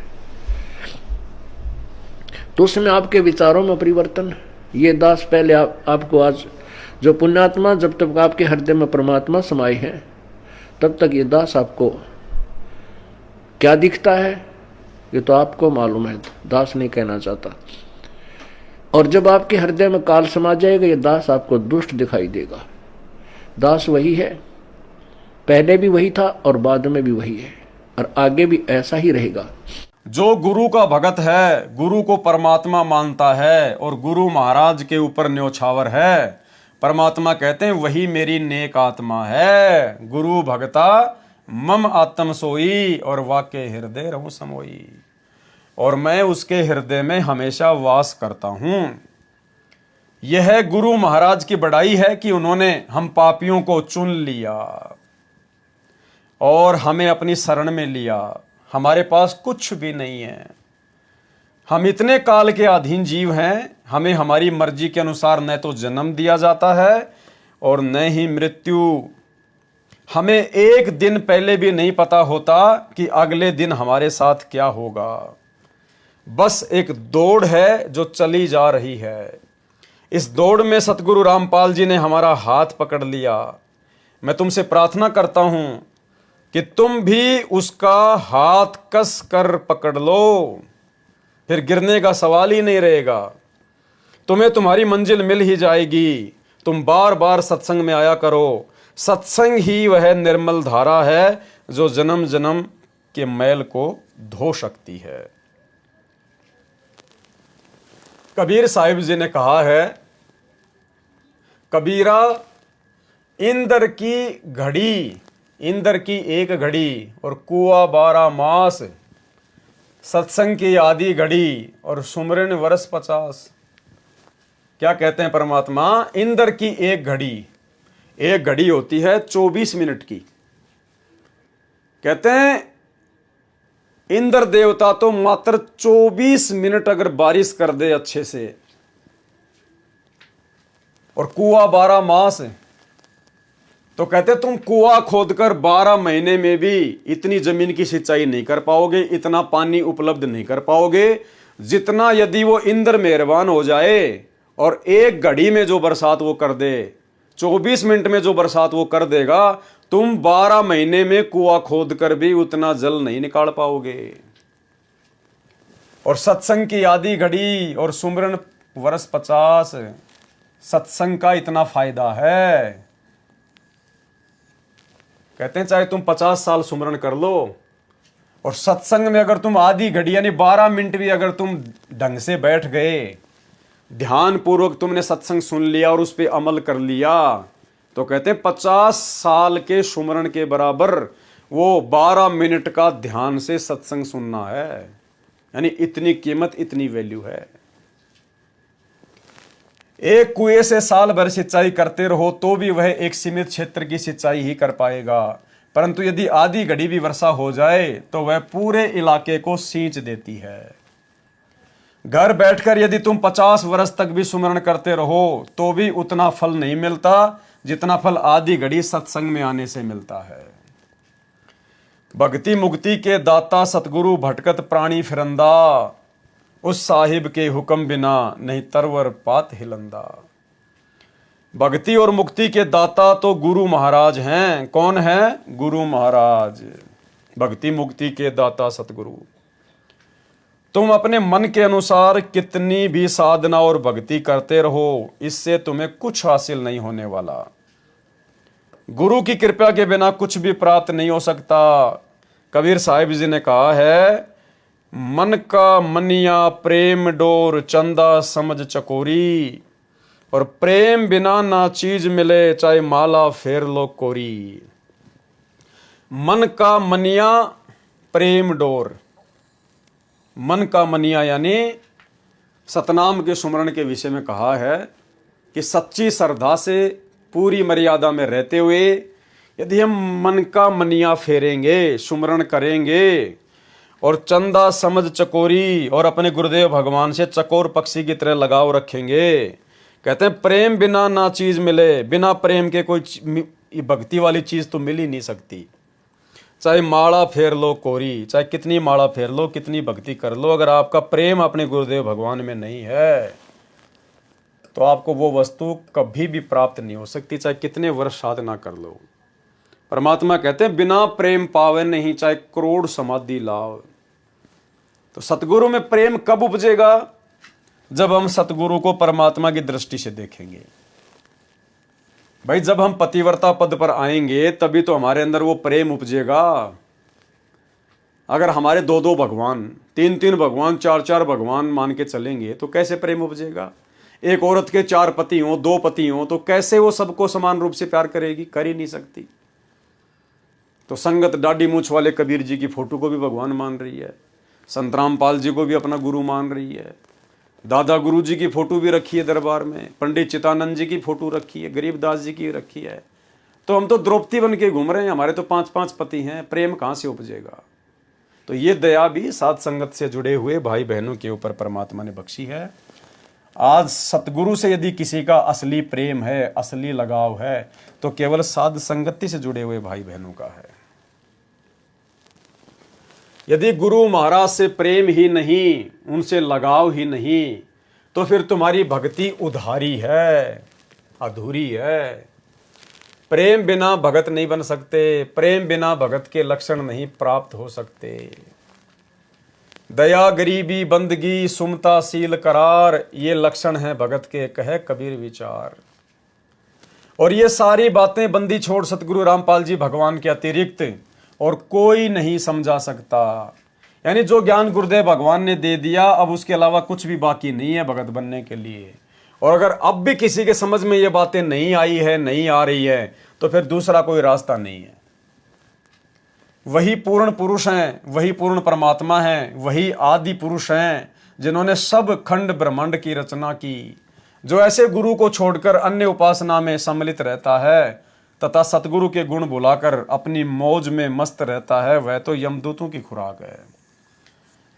इन आश्रमों से जुड़ी हुई संगत और ये जितने भी सेवादार हैं, गुरु जी के परिवार वाले हैं, ये सब यमदूतों की खुराक है, यमदूतों की खुराक है।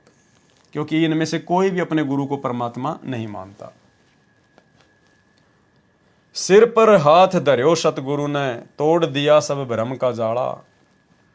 ऐसे गुरु तज करे आन उपासत, सो नर नरक पड़े तत्काला। गुरु को छोड़ गैर गुण गावे, आन बजे उसका मुंह काला। यानी सिर पर हाथ धर्यो सतगुरु ने, तोड़ दिया सब भ्रम का जाड़ा। सतगुरु ने आशीर्वाद दिया, सिर पर हाथ रखा, अपना तत्व ज्ञान दिया, सारी शंकाओं का समाधान कर दिया, सारे भ्रम का नाश कर दिया। ऐसे गुरु तज करे आन उपासत, जो ऐसे गुरु को छोड़कर और दूसरों की उपासना करता है, दूसरों के कहने पर ज्यादा चलता है। गुरु को तजे भजे जो आना, आता पशुओं को फोकट ज्ञाना। आज ये 90% संगत जो सतलोक आश्रमों से जुड़ी हुई है, ये अपने गुरुजी को छोड़कर गुरुजी के परिवार को महत्व दे रही है। उनकी बेबुनियादी और मनमाने आचरण वाली बातों को महत्व दे रही है। उनके कुकर्मों में उनका सहयोग कर रही है, आर्थिक रूप से, शारीरिक रूप से। तो क्या कहते हैं यहां पर कि गुरु को तज करे आन उपासत, सो नर नरक पड़े तत्काला। वो फिर नरक में जाएगा, चाहे कितना बड़ा भगत है। गुरु को छोड़ गैर गुण गावे, ये तो राजनेताओं के गुण गाते फिर रहे हैं अपने सतगुरु को छोड़कर, आश्रम वाले। और आन बजे उसका मुंह काड़ा, इनका तो मुंह काड़ा होगा अंत में। आज तक सनातन धर्म में हजारों लाखों ऋषि मुनि हुए, परंतु किसी ने भी इतना निर्णायक ज्ञान नहीं दिया, क्योंकि वे स्वयं भी तत्व ज्ञान से परिचित नहीं थे। बंदी छोड़ सतगुरु रामपाल जी भगवान ने हम नादान जीवों पर दया करी है। इस सतगुरु महाराज के जितने भी गुण गाए जाएं वे कम हैं। जितने भी गुण गाए जाएं परमात्मा के, जो उपकार इन्होंने आप और हमारे ऊपर कर दिया है, तो कहते हैं जितने भी गुण गाए जाएं वे कम हैं। अभी भी वक्त है, अभी भी समय है, नादान संगत को समझाया जा रहा है, अभी भी वक्त है। बंदी छोड़ सतगुरु रामपाल जी भगवान के चरणों में गिर जाओ, नहीं तो 21 ब्रह्मांड में कहीं और कोई ठिकाना नहीं है। पता नहीं किस दिन हम सबके भाग जागेंगे कि बंदी छोड़ सतगुरु रामपाल जी भगवान हम सब जीवों पर दया दृष्टि दिखाते हुए हमारे सामने आएंगे और अपने प्रेम की बारिश करेंगे। हम सब के मन में उन्हें देखने की बहुत लालसा है।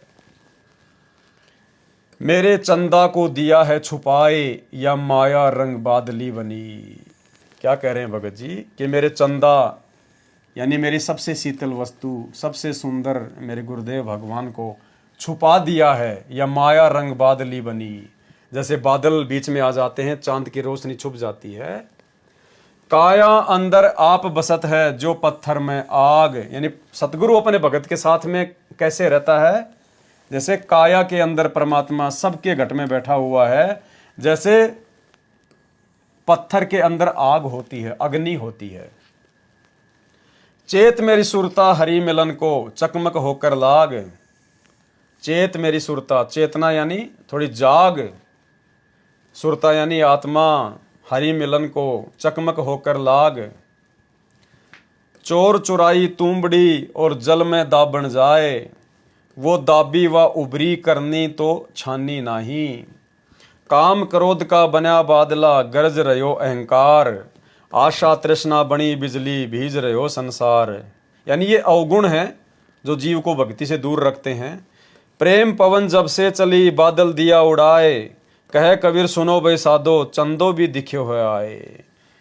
तो इस कदर हम जब हमारे गुरुदेव भगवान से प्रेम करेंगे, हमारा प्रेम उमड़ेगा इनके प्रति। और प्रेम कब उमड़ेगा, जब हम गुरु को भगवान मानेंगे, गुरु को परमात्मा मानकर उनके साथ परमात्मा जैसा व्यवहार करेंगे। जब हम इनकी भक्ति को मर्यादाओं में रहकर करेंगे तो ऑटोमेटिक भक्ति का असर होगा, भक्ति का प्रभाव होगा, प्रेम हमारे अंदर उमड़ेगा। अन्यथा आपसी मर्यादा तोड़कर चाहे कितने बड़े भगत बन लीजिए, वो प्रेम आपके हृदय में गुरु के प्रति उमड़ ही नहीं सकता। इस दुनिया में लाखों करोड़ों इंसान रहते हैं, माता पिता भी हैं, भाई बहन भी हैं, संपत्ति भी है, किसी के पास अपार धन राजपाट भी है, कुछ साधना करके साधक लोग देवलोक तक चले जाते हैं। परंतु इन सब चीजों से संतुष्टि चाहिए थी, वह चीज नहीं मिली जो आत्मा की प्यास मिटा सकती थी। इस संदर्भ में संत सुंदरदास जी, जो दादू साहिब जी के शिष्य हैं, क्या कहते हैं? मात मिले पुनीतात मिले, सुत भ्रात मिले युति सुखदाई। कि भाई माँ भी मिल जाती है, तात यानी जो पिता होता है वो भी मिल जाए, सुत यानी बेटा भी मिल जाए, भाई भी मिल जाए, और सुखदाई औरत भी मिल जाए। राज मिले, राजपाट भी मिल जाता है इंसान को, गजबाज मिले, हाथी घोड़े भी मिल जाते हैं, सब साज मिले मनवांछित पाई, सब मनवांछित चीजें भी इंसान को प्राप्त हो जाती हैं। लोक मिले सुरलोक मिले, यानी यहाँ का भी आप राजा बन जाओगे, देवलोक भी आपको मिल सकता है। विधि लोक मिले बैकुंठा जाई, आप बैकुंठ में भी जा सकते हैं। सुंदर और मिले सुख सब, संत समागम है दुर्लभ भाई। यानी दुनिया में हर चीज सुलभ है, लेकिन संत समागम, सच्चे संत का सत्संग, सच्चे संत की शरण, कहते हैं ये दुनिया में सबसे ज्यादा दुर्लभ है। और भाई और बहनों, परमात्मा ने आप और हमारे ऊपर मेहर करी, परमेश्वर ने ये चीज हमें सबसे पहले सुलभ कराई, बिना मांगे दी परमात्मा ने। हमें तो पता ही नहीं था भगवान क्या होती है, भक्ति क्या होती है, हम तो अपनी सांसारिक जीवन में मस्त थे। ये तो परमात्मा ने आके हाथ पकड़ा, हमारा सौभाग्य। और ये सृष्टि की सर्वश्रेष्ठ वस्तु समागम सत्संग गुरुदेव भगवान ने हमें दिए, हमें ज्ञान कराया, आत्म ज्ञान दिया, परमात्म ज्ञान दिया। बंदी छोड़ सतगुरु रामपाल जी भगवान के शरण में आने के बाद जो आनंद मिलता है, जो उनकी भक्ति में अंतःकरण की दशा होती है, वह बयान भी नहीं की जा सकती है। परमात्मा कहते हैं, राम बुलावा भेजिया, दिया कबीरा रोए। और जो सुख है सच्चे सतगुरु की शरण में, उनकी संगत में, उनके सत्संग में, वो बैकुंठ में ना होए। बंदी छोड़ सतगुरु रामपाल जी भगवान के ही चरणों में आत्मा का सर्व सुख और परमानंद है। संत समागम वास्तव में दुर्लभ है। संतों की संगत से इंसान कौड़ी से अनमोल हो जाता है। संतों की संगत से मानव जीवन में क्रांति आती है तथा हमेशा के लिए दुविधा चली जाती है। परंतु बड़े भागी होते हैं वे लोग जो संतों की कदर करते हैं तथा उनके आगे विनम्र होते हैं।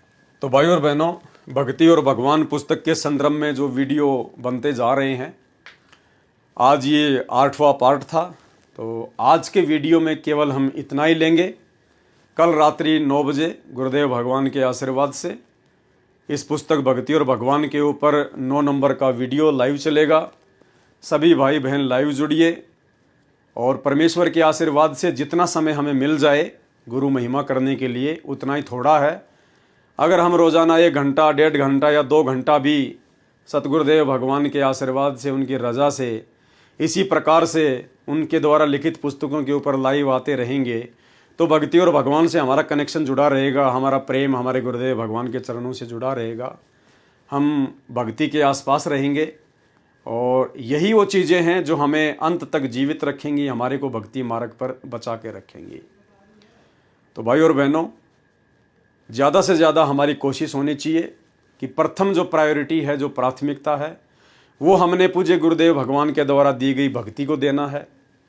यानी जितना हो सके उतना हमने प्रथम नाम का या सतनाम का जो भी आपको मिला है, हमने उसका सुमरण करना है ज़्यादा से ज़्यादा। और जब भी मौका मिले गुरुदेव भगवान के सत्संग अवश्य सुने। 1 घंटे का तो परमात्मा का आदेश है कि 1 घंटा तो हमने सपरिवार बैठ के सत्संग सुनना ही सुनना है। इसके अलावा ज़्यादा सुन सकते हैं तो बहुत ज़्यादा बेनिफिट है, बहुत ज़्यादा लाभ है। 5 यज्ञ हम अपने इसी प्रकार से करते रहें, क्योंकि भक्ति प्रथम है। ये साथ संगति के वीडियो ये केवल हमें तरोताज़ा रखते हैं, हमें जानकारी उपलब्ध करवाते रहते हैं, हमें डगमग होने से बचाते रहते हैं। भक्ति मार्ग पर क्या सही चल रहा है, क्या गलत चल रहा है, हमें इसकी जानकारी मिलती रहती है। तो आत्मा जागृत रहती है, गलत कार्य करने से डरती है। गुरु महिमा करेंगे, गुरु जी के गुणगान करेंगे तो हमारी आत्मा चार्ज होती रहती है। तो ये भी बहुत ज़रूरी है परमात्मा के आशीर्वाद से। बाकी भक्ति को हमने ज़्यादा से ज़्यादा और विशेष तौर पर महत्व देना है, विशेष तौर पर, क्योंकि हमारी आत्मा का उद्धार, हमारा कल्याण भक्ति से ही होगा, जो मर्यादाएं और जो भक्ति गुरुदेव भगवान ने हमें बताई है। तो आज के पार्ट में केवल इतना ही। कल रात्रि 9 बजे पार्ट नंबर 9 में सभी भाई बहन लाइव जुड़िए। तब तक गुरुदेव भगवान हम सबको इजाज़त दें, आशीर्वाद दें। बंदी छोड़ सतगुरु रामपाल जी भगवान की जय हो।